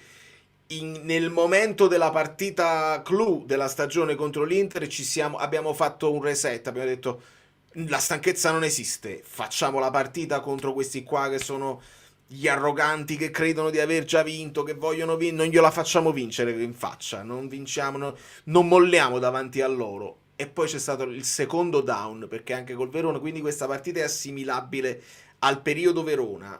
Il nucleo in mezzo dell'Inter è quella, la variabile dove tu anche l'energia, cioè McTominay è proprio l'esempio, in quel momento un po' di affanno così fa quell'errore, entrambi, no? Abbiamo diviso 50 e 50, l'errore di Lobotka e l'errore di McTominay, poi ti escono delle energie incredibili e le vai a riprendere perché non vuoi mollare, e poi siamo ritornati sulla realtà, perché la realtà di questo momento, di questi grandi sforzi e di quello che sono le possibilità, al di là delle scelte, il giocatore al posto dell'altro, è proprio un generale che è difficile da portare avanti con questa cosa. Il problema è che adesso non ci sono, devono recuperare assolutamente gli infortunati al più presto, perché non c'è più respiro. Adesso Sassuolo, poi c'è la Champions, poi ce n'è un'altra, sarà una continuazione e dobbiamo vedere di fare dei miracoli, dei recuperi con Anghissà e altri, perché non c'è proprio dubbio, è veramente impossibile. Questo sono Stellini, c'è stato l'intoppo, sì, l'intoppo Mariano è il mal di schiena, l'ho letto, lombalgia, che mentre stava recuperando, mal di schiena, sperando che non sia una cosa gravissima. Io vi avevo detto, immagino Anghissà convocato col Copenaghen e in campo con la Juventus. Spero che possa farci, che possa rispettare questa mia tabella mentale. Sassuolo, Copenaghen e poi Juventus dovrebbe essere la Mambero Carme. La Juventus stanno là, mamma mia. Valerio, amici e amiche belline, buonasera. Una cosa molto semplice. Io credo che questa sarebbe stata la partita classica da 1-0. Scusate i rumori, stava iniziando la live di Valerio. Questa era la classica partita in cui vincere 1-0 avrebbe fatto la differenza, e quell'1-0 è stato annullato. Comunque il Napoli ha tirato in porta, anche Højlund ha chiavato quella seggiata in porta che poi il portiere Rinaldi ha parato. Non ci sono riusciti. Questa doveva finire 1-0, però vabbè, è il caso. È iniziata la live, vogliamo i like. Non sei bello, Andrea. Allora, c'è un altro vocale, ascoltiamo.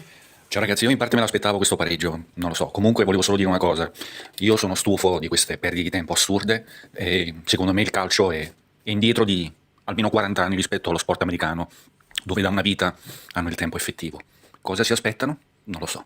Vabbè, questo è un discorso che ogni volta che poi esce una partita di questo tipo viene tirato in mezzo ed è corretto, però se ne deve parlare a bocce ferme, sicuramente a livello internazionale, perché poi deve essere equiparato per tutti.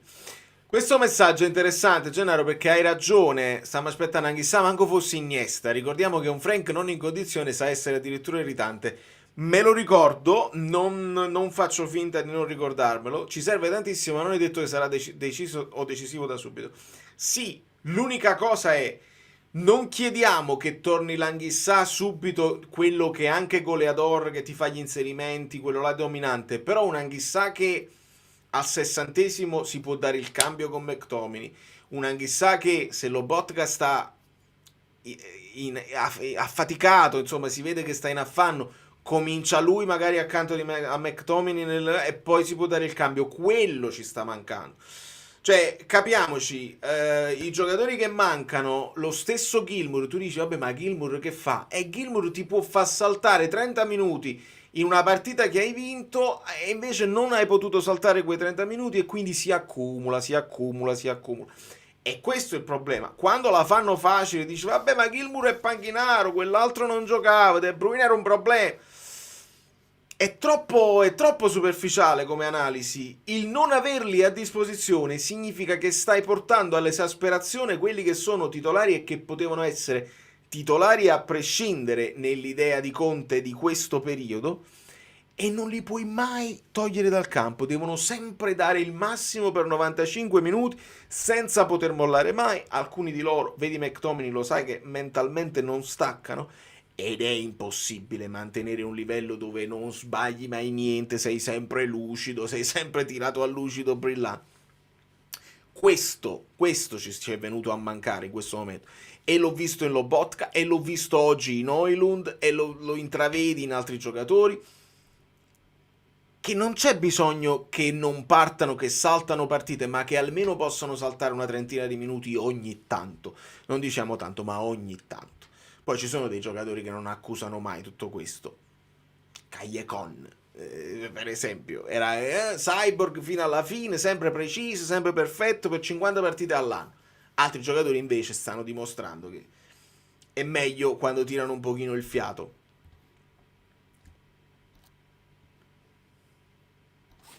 Ciao ragazzi, io in parte me l'aspettavo questo pareggio. Questo non lo so, l'abbiamo comunque sentito già. Napoli, punti del Napoli 25-26 dal venerdì al lunedì, 38 in 18 partite, media 2.11. Punti del Napoli dal martedì al giovedì, 16 punti in 11 partite, media 1.45.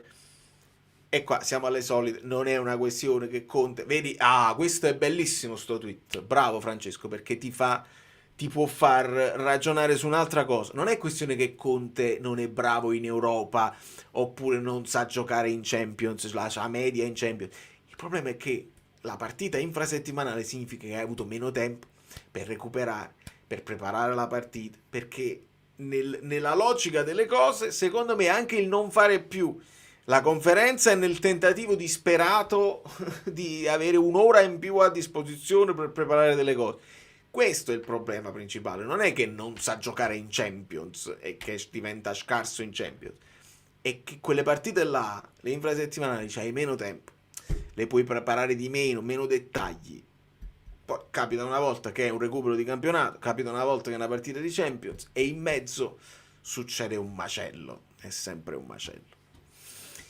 Mascotte e Lobo, quante partite possono fare fino al 31? Sono 5 partite, lo so, amico mio, è proprio difficilissimo. Io non ho capito perché poi non si è parlato più. Mainu, forse o il Manchester United ha chiuso la porta, ha detto no, abbiamo altri giocatori in Coppa d'Africa, Mainu non si può toccare. O il fatto che Amorim forse non lo vedeva e magari il nuovo allenatore lo vede, lo utilizza, ha detto no, non lo togliere così. Ma c'erano altre possibilità? Io poi do le attenuanti a Manna, al Napoli, alla società che ci hanno messo questi bastoni tra le ruote per il mercato. Però il Pisa lo ha fatto, il Pisa ha avuto lo stesso blocco, ha aggiunto soldi di propria tasca e hanno comprato quell'attaccante, Duranzamino, non so come si chiama, eccetera, eccetera. Noi non l'abbiamo fatto. E ho capito, non abbiamo la lista, eccetera, eccetera, ma trovi un modo per farlo, perché poi tu puoi non reinserire in lista per esempio un De Bruyne e un Lukaku, che ha detto Manna non li teniamo presente, consideriamo come se non ce li avessimo, però le vedi le difficoltà in cui sta la squadra. Forse un innesto serviva, senza pensare vabbè mo torna e mo torna il 25, torna a fine mese, torna quando è finito il mercato. Quindi là secondo me, e ascolto solo Bellinazzo perché non lo so tecnicamente come si può fare, cioè De Laurentiis dal suo stipendio, quello che si prende i dividendi del Napoli, reinveste come se fossero soldi suoi, ma li può prendere direttamente da Napoli, perché Napoli la liquidità ce l'ha, può fare spese, però con il blocco tu lo puoi superare solamente così, ripianando quel blocco là per rientrare in pari, per poter fare una spesa. Si è deciso di non farlo, là diventa anche una scelta, purtroppo alle volte ti va bene, vedi Kvara o Okafor, e alle volte non ti va bene, vedi Napoli-Parma. Che si diventa l'intervista meno 6 una polemica. Allora l'accoppiato, quindi si fa il paragone qua, Kim che diventa Nathan e Raspadori e Kvara che diventano Lucca e Noah Lang. È un po' ingeneroso, ma in effetti non è un problema di coppia, è un problema di giorni feriali. Esatto caro Angelo, e quindi ci possiamo rispostare in una situazione più consona, attendendo l'arrivo di Guido. Non lo so Antonio, non lo so, questa ti ripeto può essere pure che è una cosa tecnicamente che non si può fare, e Bellinazzo, io mi sono affidato a Bellinazzo perché Bellinazzo lo ha detto in varie trasmissioni, il Napoli potrebbe prendere dei soldi con una mano e investirli con l'altra, l'ha detto lui, non l'ho paventato io. Se non si può fare, se non lo vuole fare, se si pensa di poter comunque gestire, questo veramente non lo so. Purtroppo è qua, mi accusano, mi attaccano, mi mandano i messaggi contro. Quando hanno parlato degli struffoli sulla radio partner, e non gli hanno chiesto sul blocco del mercato. Io non posso chiedere a De Laurentiis quello che vuole fare. C'è altri che sono deputati e che potrebbero chiedere e hanno preferito parlare degli struffoli. Là non ci posso fare niente, e attaccatemi pure, dice un altro attacco a Chiariello così. È la verità, c'avevamo un dubbio, che si fa sul mercato? Presidente, ma lei gli struffoli? E allora no. E allora questa domanda non la dovete fare a me, la dovete fare a lui. Non la potete fare a me. Attaccatemi, mettete non mi piace, sono quello che va contro, non me ne frega niente. Io sono assolutamente neutrale, ma certi poteri io non ce li ho. Non ci posso fare niente.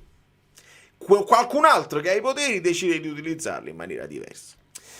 Vergara può essere considerato un ottimo ricambio, è ancora giovane per giocare in Serie A. Per me può giocare, per me ha dimostrato di avere la possibilità di giocare. È chiaro che si vede che nonostante le parole di grande stima e affetto di Conte, comunque lo utilizzano col contagocce, non viene considerato come uno che fa parte delle rotazioni, è uno che è entrato al 78esimo oggi e ha giocato in Coppa Italia, giocando anche bene, quindi il fatto della Coppa Italia non ti ha nemmeno dato poi quella spinta a dire visto, puoi fidarti di me. Non si fidano, e su questo Conte magari può essere considerato un pochino conservatore nelle sue scelte, perché poi devono fare esperienza, non hanno esperienza, e quando la fanno esperienza? Se non con le seconde linee del Parma, perché queste sono le seconde linee del Parma. E non dico Vergara a casaccio, perché tu dici vabbè, seconde linee, no, perché parlo di un giocatore che è una seconda linea, ma che è una seconda linea di qualità. E l'ho individuato come giocatore che ti può far rifiutare quando ti serve qualità, e in queste partite qua contro il Parma ti serve qualità. È un giocatore che ha nel piede la possibilità di curvare un cross che vada a buon fine. Oggi proprio i cross sono andati tutti a malfine, e anche giocatori che di solito sanno crossare. Ecco, non andiamo mai sul fondo, e quello poi rende un cross più pericoloso di un altro quando vai fino in fondo e fai il cross all'indietro. Deve sperare in qualche prestito andando via Lucca. Sì, continuano a parlare solo del Benfica. Se Mourinho si decide, non lo so se il Napoli sta prendendo tempo. ma non credo, onestamente. Credo che sia sempre una questione di come risolvere il fatto che te lo devi prima riscattare, devi anticipare il riscatto, quindi è una questione di coinvolgere anche l'Udinese, poi la terza squadra che potrebbe intervenire, addirittura potrebbero fare loro, però sono cose che oramai 14 gennaio, siamo a metà mese, quando lo fai?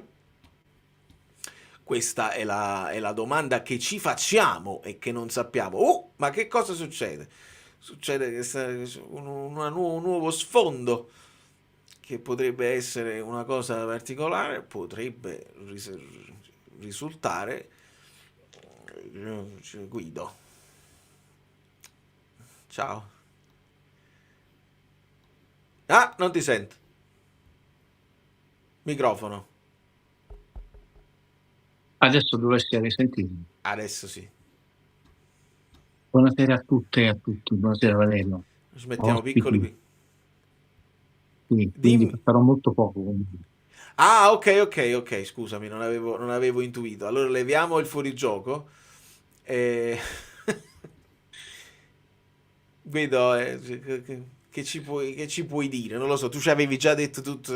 Vuoi ripetere le stesse cose che hai detto dopo la partita con l'Inter? Perché già ci avevi detto tutto.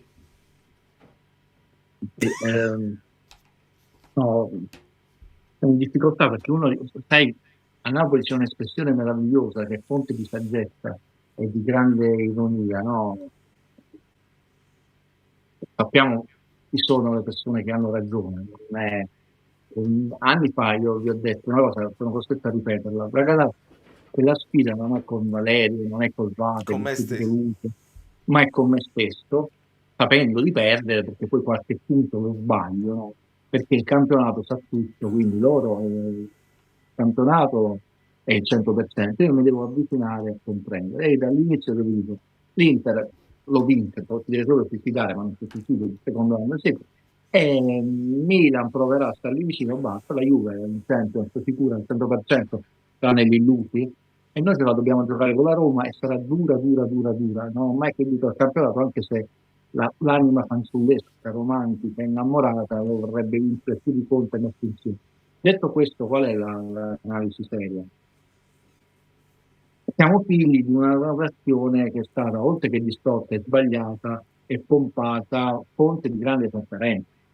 Perché se ci fosse detta semplicemente la realtà, neanche la verità, cioè Napoli è una società familiare dove gran parte del fatturato è il Napoli stesso, no? E che in realtà con tutti i limiti, difetti e a volte qualche sbavatura di De Laurentiis, in realtà sta facendo miracoli da anni perché compete con multinazionali, poli enormi che hanno potere economico, politico, eccetera. Quindi ogni cosa che viene è un di più.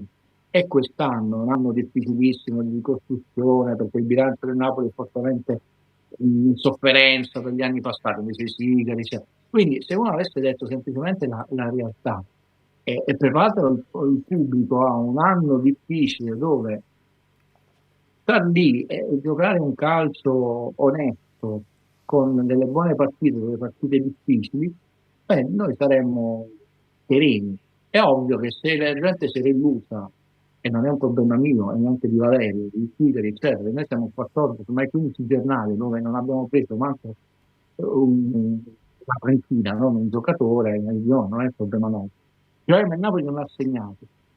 Ragazzi, quando Conte ce lo diceva, sì, 9 giocatori, ma sono giocatori da 15 milioni, 18 milioni, se facciamo la media, è come i mobili dell'Ikea, mi vengo antipatico all'Ikea.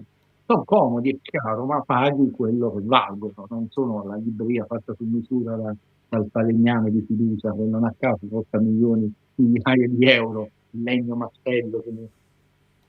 Perché se noi pensiamo che la sofferenza del Napoli, e poi voglio essere breve così se mi fai delle domande, era l'attacco, perché mai una squadra aveva vinto il campionato, puoi far vedere poi quella slide, con una media di gol così bassa, e noi Lang un gol, Politano, vabbè, cambiato ruolo, 0 gol, Lucca un gol, Neres 3 gol, Lukaku infortunato da 29 partite, cioè il settore dove dovevamo migliorare, perché quello che l'anno scorso è andato in sofferenza e rischiavamo di perdere il campionato per qualche pareggio stupido, è un settore che non sta funzionando, abbiamo preso qualche gol in più, anche se la difesa tutto sommato regge, però la gente pensa che il calcio è il joystick, le cose, quindi siccome si è vinto con l'Inter, e qua chiudo facendoci un giochino, Valerio. Questo qui Pareggiato, vediamo- però sembrava una vittoria. È stata perché vista tu come... stai sotto.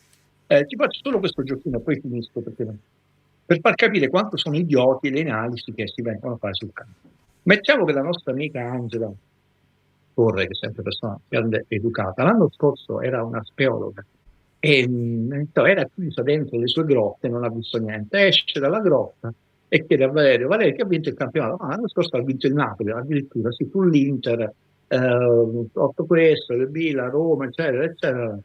E poi dice, quante il Napoli ha fatto 24 vittorie, 10 pareggi, 4 sconfitte. Vabbè, ha perso con l'Inter. Dice, no, con l'Inter non ha perso.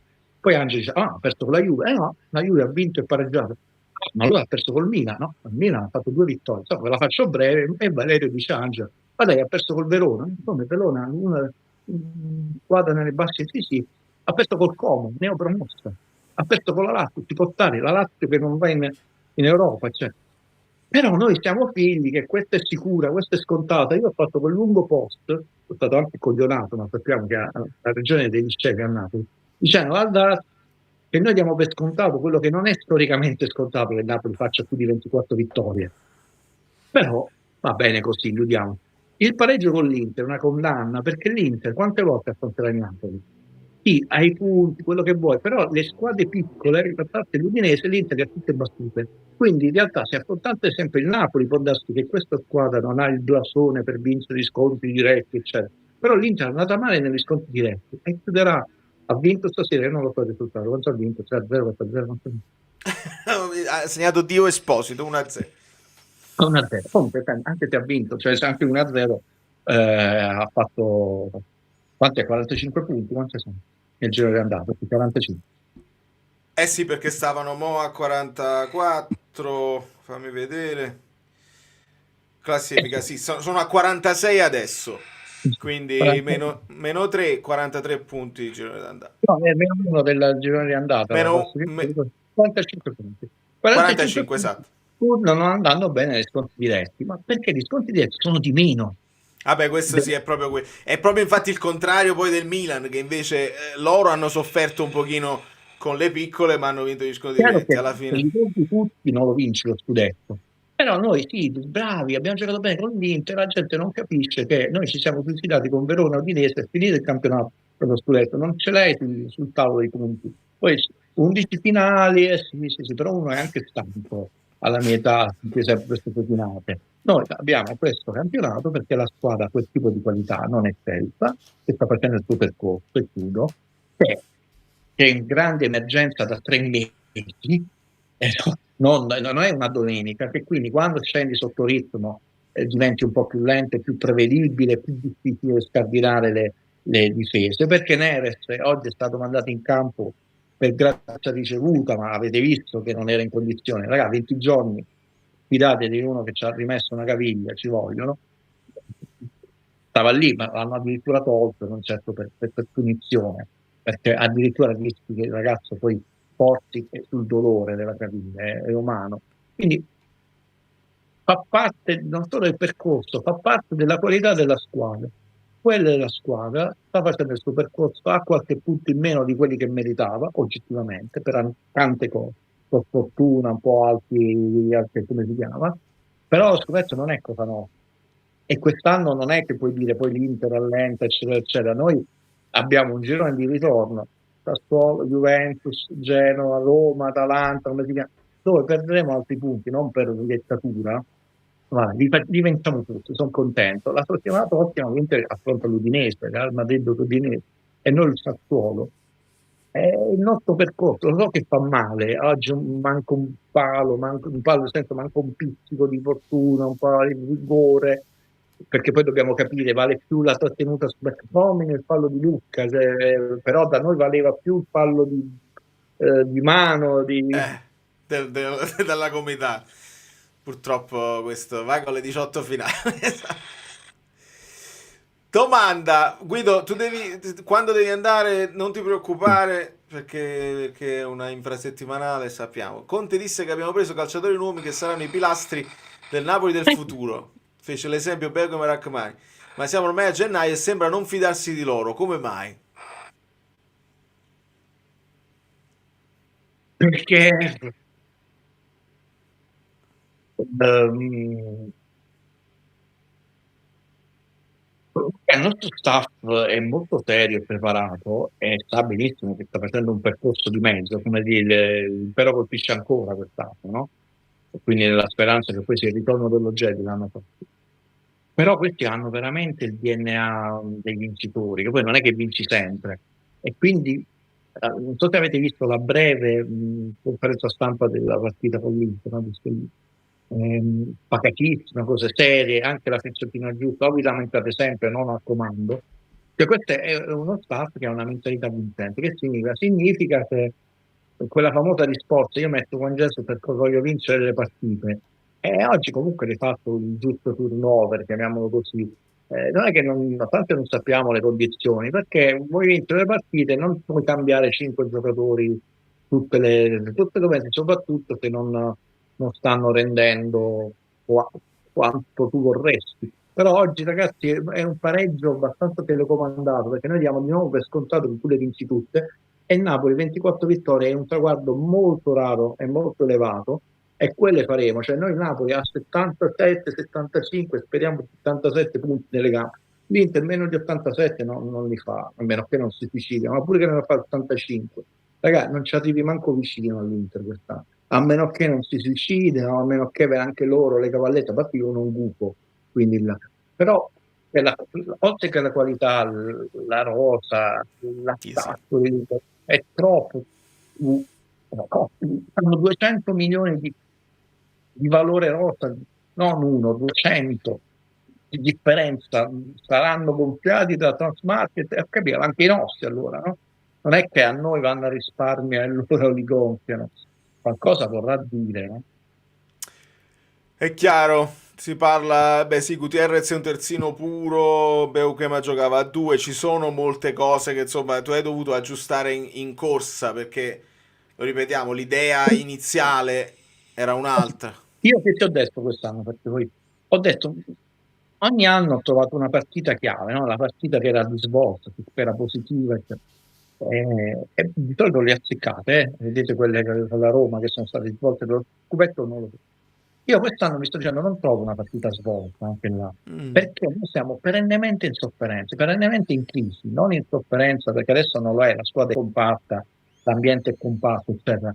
Però ci ho mandato quello scremino dei giocatori impegnati solo nelle sconfitte del Napoli. Tu vedi che in quelle sconfitte, tranne 2 partite, non abbiamo avuto mai meno di 6 assenti, dai 6 a 8 assenti, eccetera. A parte che anche altre partite, però tu non puoi reggere tutto un campionato con 6 assenti, 6 assenti, 8 assenti, 6 assenti, tutto un campionato. Allora, poi sul fatto di Becca, ma ho capito che Zazzaroni, citiamo, l'ha detto bravissimo a Bologna, e quindi anche i tifosi citano. Io a Bologna non li ho mai visto giocare a sbagliare una partita, ma è a Bologna, a Napoli con lo scudetto è un'altra cosa, avevi altri compiti, perché casomai non gli hai mai visto sbagliare una partita, innanzitutto dal tuo punto di vista, ed è assolutamente legittimo, perché il direttore del Corriere dello Sport, però altre persone potrebbero dire a me non è piaciuta la prestazione, per esempio oggi, perché non dico oggi, no? Quindi già non abbiamo la verità assoluta, non è che siccome la dice lui è così.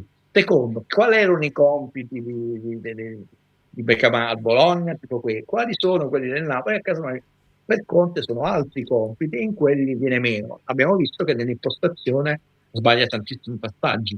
È diversa, che se tu devi essere una squadra che resta alto, che ha il controllo del pallone, che non devi perdere tempi di gioco e tu sbagli dei passaggi, ti viene meno la qualità e la rapidità del palleggio, per fare un esempio.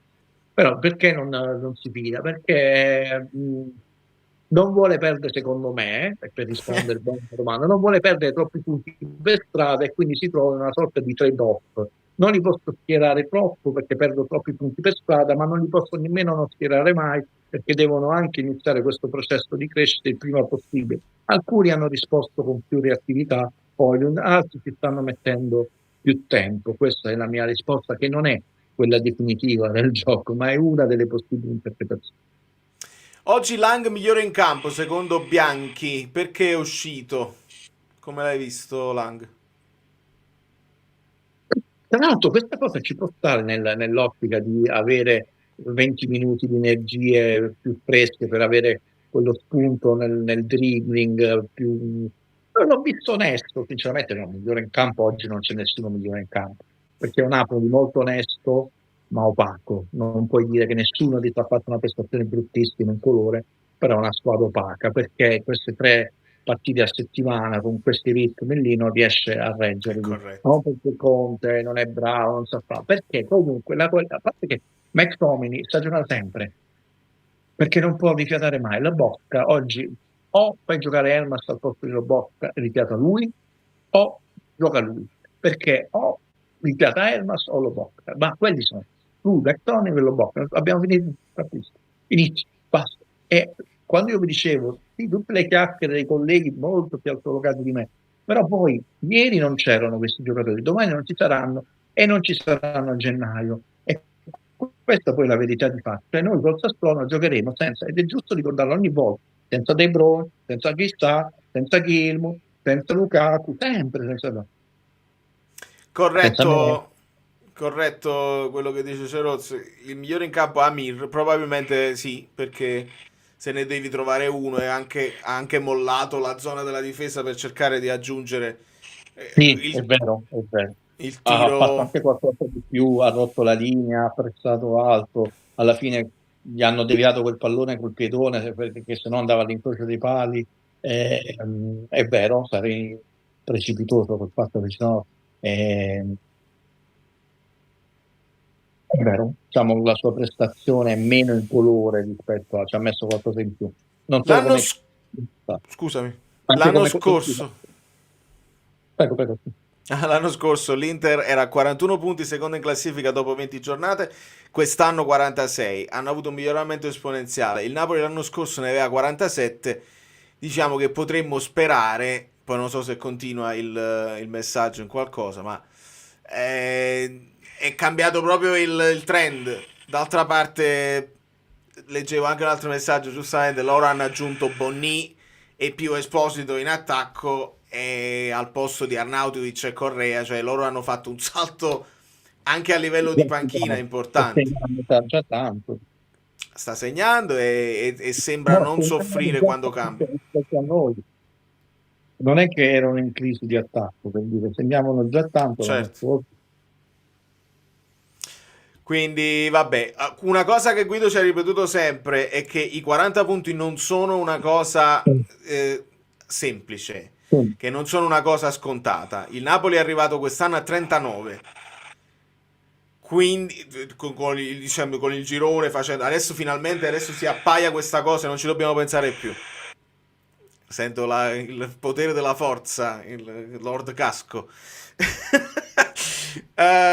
Quindi 39 Wagyu non è un girone d'andata disastroso, però migliorare tantissimo quei 39 sarebbe un miracolo senza precedenti. Bisogna recuperare tutti gli infortunati e vincere, prima di tutto vincere le partite che hai steccato, quelle là piccoline, Verona, Udinese, eccetera eccetera. Poi soprattutto, Guido, mentre dico questo, non dobbiamo poi permetterci di steccare gli scontri diretti dove avevamo fatto molto bene. No, abbiamo preso troppi punti con le piccole, anche perché questo pareggio non è del girone di ritorno, è del girone di andata, dove noi stavamo parecchio sotto, tant'è vero che siamo addirittura, nonostante un percorso quasi netto con le 7 sorelle meno noi stessi, siamo sotto la classifica Guido per andare in Champions, che è 40 punti, siamo a 39. Ragazzi, diciamo che puoi vincere lo scudetto con i famosi 85 che ho detto, quindi si scende un po', adesso la media è 87-88, anche di più. E significa che tu devi fare 46 punti nel girone di ritorno. Il record è 48 del maestro Sarri, il secondo punteggio è 43 di Gattuso. Questi sono i 2 punteggi più alti storicamente, me li ricordo a memoria del Napoli, del girone di ritorno. Poi di solito si fa di meno nel girone di ritorno.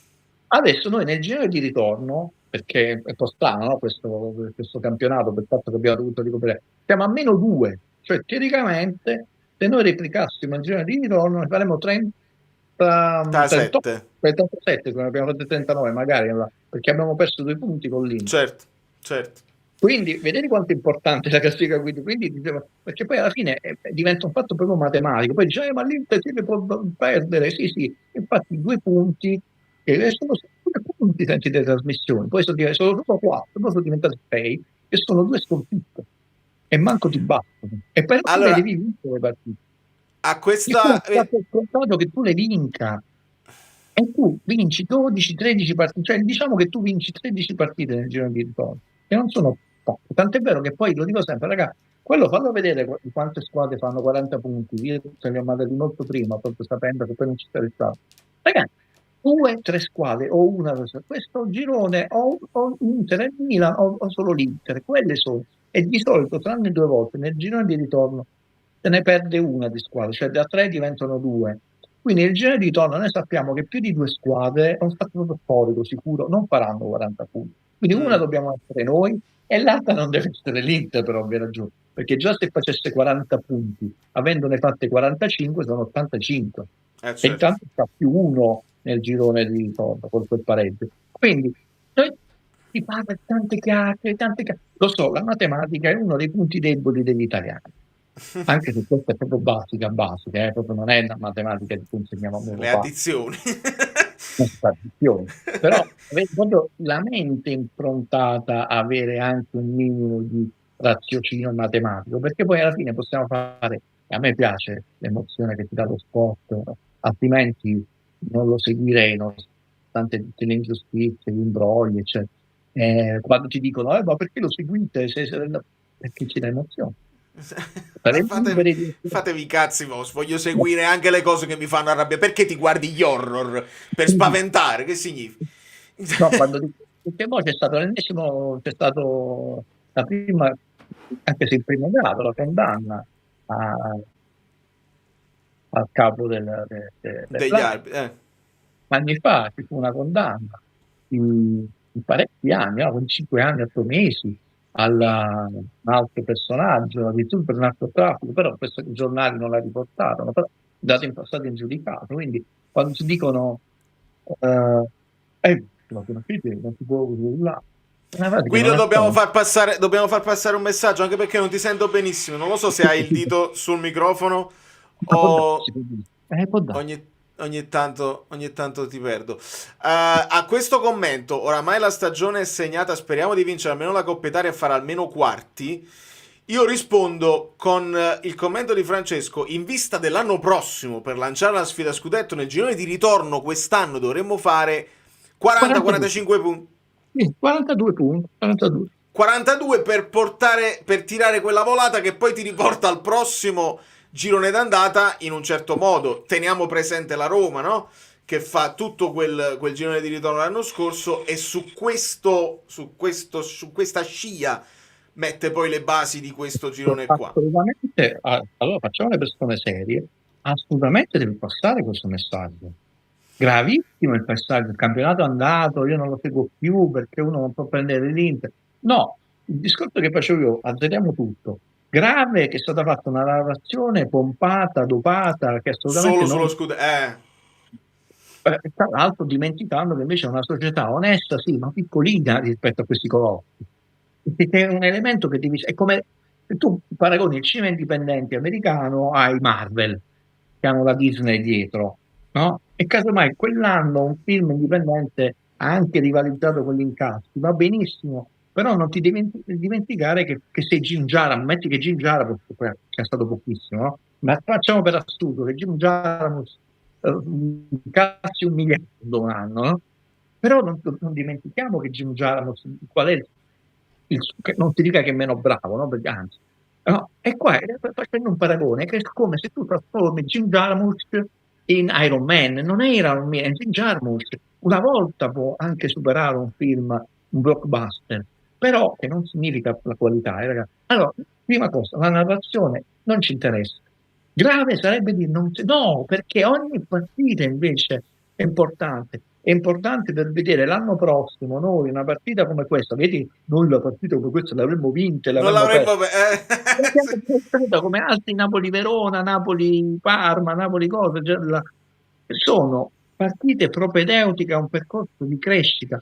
Se tu acquisisci questa mentalità vincente, se vai appresso le frasi fatte sia i giocatori che i tifosi, rimani in questo loop del gioco della marmotta noiosissimo, anche perché lo stesso Bill Murray alla fine si annoia, all'inizio si diverte, si abboffa pure di partiti, poi ne vuole uscire dall'incubo del giorno della marmotta, quindi anche quello, ecco, diventa un incubo. Però il messaggio è questo, no, non è un campionato da buttare, questo è un campionato tosto. Dici, io ero più debole, sto dimostrando di essere più debole, ma l'anno prossimo ho imparato quali sono i difetti e dove posso migliorarmi. Chiaro. Sperando che non hai 7 infortunati per 3 mesi, per quello. I costi della rosa del Napoli parlano chiaro. Il Napoli ha da almeno 2 anni, vado a memoria, il costo della rosa più alto in campionato. Però quando parliamo del costo della rosa dobbiamo essere un pochino più precisi, perché il Napoli utilizza gli ammortamenti in un certo modo, quindi ti costano di più. Alcune cose, alcuni giocatori che hai preso che hanno una certa età ti costano di più rispetto ad altri. L'Inter, per esempio, che ha mantenuto in squadra tutta una serie di calciatori che hanno degli ingaggi alti, li pagano ammortamento oramai zero perché li hanno già ammortizzati negli anni. Quindi il costo della rosa, che è corretto che il Napoli ha un costo della rosa alto, più alto di quello dell'Inter, non è il valore della rosa. E questo è, perché poi, Guido, il nome della rosa, no? Cioè, dobbiamo dare una nomenclatura esatta a quelle che sono delle frasi facili che servono per inquadrare chi poi è il favorito, chi deve vincere per forza, chi è stato beffato e chi si deve leccare le ferite. Il costo della rosa è una cosa, il valore della rosa è un'altra.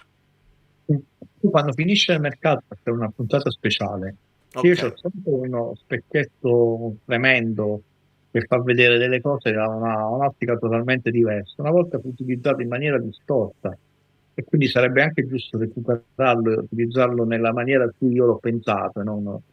Però aspettiamo il 3 febbraio. No, per quello che diceva Valerio, lo facciamo vedere una puntata, come si calcola il valore di un giocatore, e lo facciamo, lo possiamo anche recuperare, però si sta facendo confusione. Per il resto ricordiamo che il Napoli, avendo questo ammortamento molto accelerato nei primi 2 anni, 40 e 30, eccetera, è ovvio che costa di più, perché poi il Napoli, non avendo fondi, aumenti di capitale, mercato azionario, Exor, big, blah, blah, blah, si regge ovviamente sull'autosostenibilità dei suoi campionati. Quindi Guido, uno di questi, la vendita dei giocatori, l'altro in maniera virtuosa, ovviamente i premi televisivi, progressi, perché quanto tu più vinci, vai avanti in campionato, una posizione alta, quanto più partite vinci, eccetera, in Europa, vieni pagato. Guido, io ti abbraccio e ti bacio per essere intervenuto anche da cellulare, non ci molli mai e molto spesso ci dici le cose prima, quindi dovremmo semplicemente ascoltare. Molto serenamente, perché è come stellini, no? Le cose a comando. Poi dobbiamo tornare su alcune cose che sono successe. Fammi dire solo una cosa, perché questo ci tengo molto da un punto di vista giornalistico. No, perché uno deve essere nella buona e nella cattiva sorte. Non esiste perché tu sei a comando solo quando le cose vanno bene oppure vanno male per dire te l'avevo detto. Devi essere sereno. Ecco, non mi piace come vengono raccontate le cose in Italia, che sia la politica, che siano cose molto serie come i territori bellici e in questo caso il calcio. C'è stato un bel servizio quello là di Botocam. Conte ha sbottato dopo il rosso, ma noi abbiamo sentito decine di colleghi raccontare miei colleghi, come mi chiama Valerio, un'altra cosa. Che Conte ha tirato il calcio alla bottiglietta, è stato espulso, no, la bottiglietta prima, è stato espulso e dopo che è stato espulso è andato a dire, sbagliando, vergognatevi, là. Tutto il racconto è stato fatto e Conte ha detto vergognatevi ed è stato espulso. E no, la cosa cambia totalmente, pena esemplare, perché e tra l'altro poi ci dobbiamo tornare su questo. Io non parlo dell'espulsione in sé per sé, sto facendo un altro discorso. Voi non sapete gli scherzi che ho fatto uno scherzo a Scuole Falanga che c'è cascato un ragazzo di un'intelligenza e una cultura superiore, e poi l'ho fatto anche la setta dei poeti, però rimane tra di noi, ma perché avevo capito tutto, Valerio lo sa lo scherzo che ho fatto, no? Lasciamo la parte del calcio, l'episodio, l'espulsione, io sto parlando di racconto giornalistico, avviene A, poi viene B, poi viene C, e C fa scaturire D. Tu mi hai raccontato che D, buttate la chiave, no? D è avvenuto dopo il vostro. Noi siamo giornalisti, dobbiamo raccontare la realtà. Poi sulla realtà possiamo dire mi è piaciuto questa cosa di meno, ma io ho notato che qui questo aspetto lì. Però A, B, C e D, come è la sequenza dei fatti, quella dovrebbe essere uguale per tutti, perché così è avvenuto e questa cosa non mi è piaciuta, perché è stato espulso e dopo, sbagliando, è andato a dire in faccia vergognatevi, dovete vergognare. La narrazione non è stata questa. Vorrei capire come viene interpretato da alcuni il mestiere. Io non sono maestro di vita, manco in un bagno di servizio di casa mia, lo dico sempre questa frase, figuriamoci se mi metto a fare la morale a colleghi, però permettimi di dire che non mi posso non avere gradito. No, è corretto dirlo, perché poi anche questo era, cioè, poi è arrivato dopo. Non l'opinione sul gesto, attenzione, tipo che viene. La progressione temporale, ragazzi, non è Pulp Fiction, no? Che è la costruzione temporale Tarantino che non è lineare, non è un film, è una partita di calcio, A, B e C, c'è prima il fallo laterale, poi mezzo il fallo laterale, si prende il gioco, poi tu hai raccontato all'inverso la cosa, non mi piace. Un abbraccio alle amiche Bellini, agli amici Bellini e a Valerio, e non va buttato questo campionato, va valorizzato, questo è il mantra. Questo campionato va valorizzato. Bellissimo, grazie Guido, un bacio gigante. Sì, corretto, Allegri lo fa tutte le settimane, tra l'altro hanno fatto rivedere il momento in cui ogni volta che arbitri tu, che credo che fosse Collu, che è fondamentalmente anche più offensivo, perché è personale, no? Rispetto a un vergognatevi generale che, come dice Guido, giusto, si condanna e non è giusto, però ogni volta che arbitri tu succedono queste cose, è abbastanza più grave. Comunque sì, la ricostruzione che fa Guido è giusta perché serve a noi per lo storico, visto che il Bordocam è arrivato dopo tutte le analisi e anche i video che abbiamo fatto, e quindi è giusto che Guido abbia ribadito questa cosa. Viene espulso perché Conte dà di matto e dà il calcio al pallone, cosa che fanno moltissimi allenatori spesso, e dopo l'espulsione lancia la bottiglietta a terra e si rivolge poi al piccione supremo, e là entra in gioco la permelosità, le ali, le piume, eccetera eccetera. Volevo rispondere a un po' di messaggi, e prima di salutarci, e vi ringrazio sempre per la vostra presenza, sono serate in cui uno è un po' più triste, il fatto che voi ci stiate è veramente speciale per me. Abbiamo il costo più alto perché spalmiamo diversamente gli ammortamenti, giusto? Sì. E quest'anno specialmente perché Napoli ha fatto molti acquisti. Quindi facendo molti acquisti in una sessione hai molti nuovi costi con l'ammortamento più alto, che di solito è intorno al 40, tra il 40 e il 46%, non mi ricordo, ma è molto più alto. Le altre squadre fanno 25, 25, 25, 25. Quindi l'Inter ha fatto meno acquisti di noi, quindi già meno costi nuovi da aggiungere al costo della rosa. Il Napoli ha speso molto perché la rosa andava rinforzata, quindi molti acquisti, molti nuovi ammortamenti, e questo è quello che ti porta alle situazioni. I rumori. Rispondo ad Angela: oggi proprio non si poteva chiedere a Neres di battere i calci d'angolo, perché con una caviglia malconcia già appoggiare con una caviglia malconcia per tirare già è tremendo.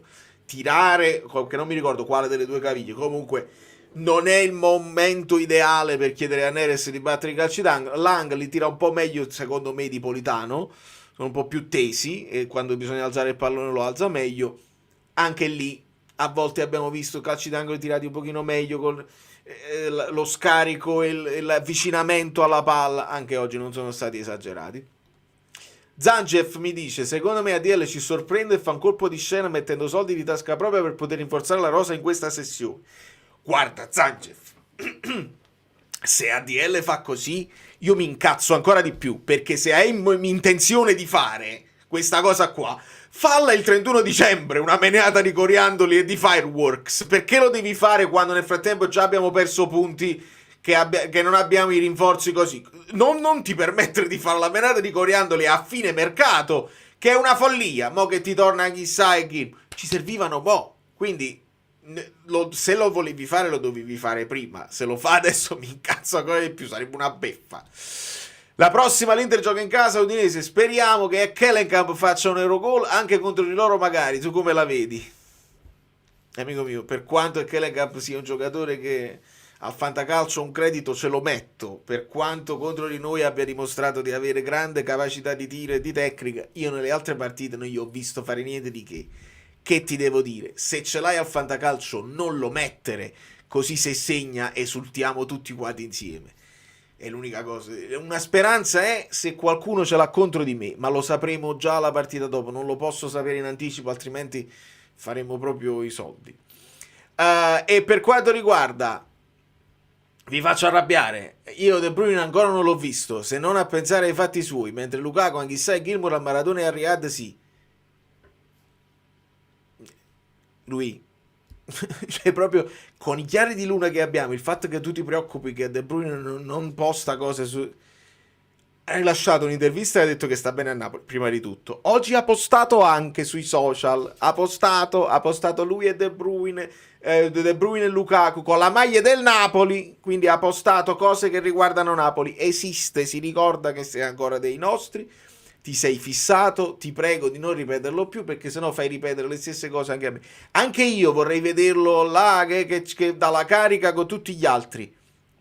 O sta facendo la riabilitazione da un'altra parte o non ci vuole vedere perché sa di non ci vuole bene. Che ci potremmo fare? Come possiamo risolvere noi questa cosa? Non la possiamo risolvere.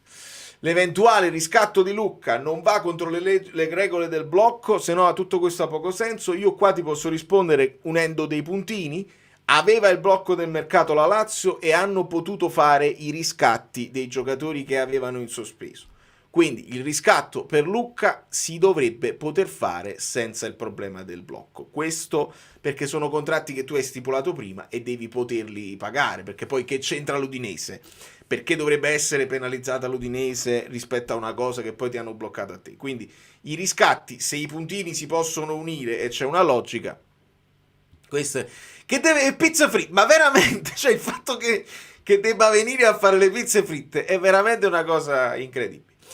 Comunque, Guaglioni, io vi abbraccio, vi bacio, vado a mettere un po' di cremina, so perché è una questione, però già sto meglio secondo me, Enzo, sto meglio di qualche giorno fa.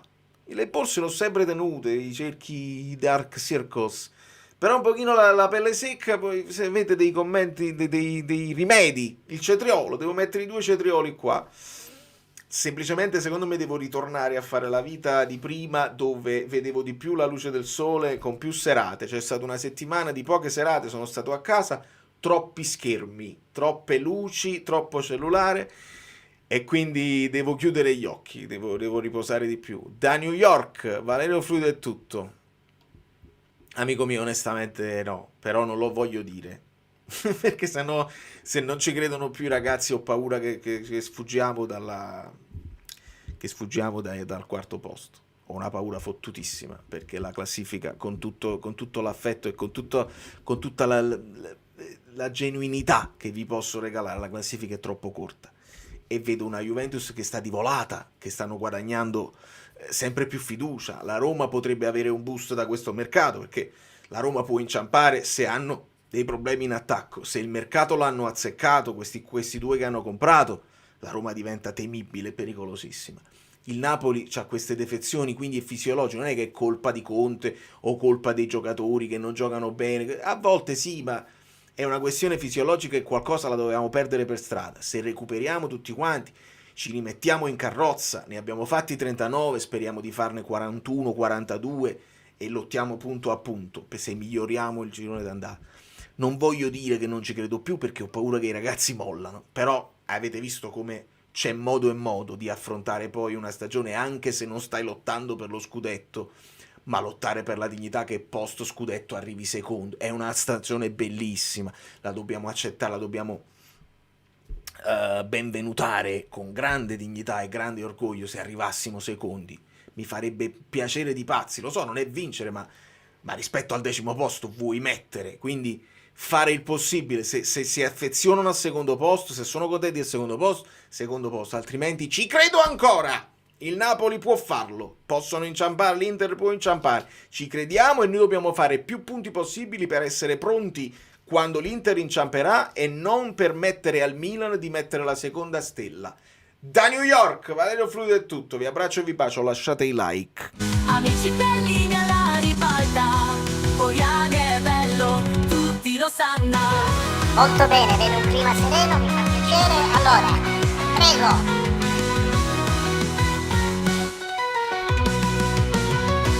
Allora, abbiamo finito, grazie e buona serata a tutti. Andiamo. No, vogliamo restare ancora un pochino. No, sto scherzando. Sembra quasi che sai, poco. Allora,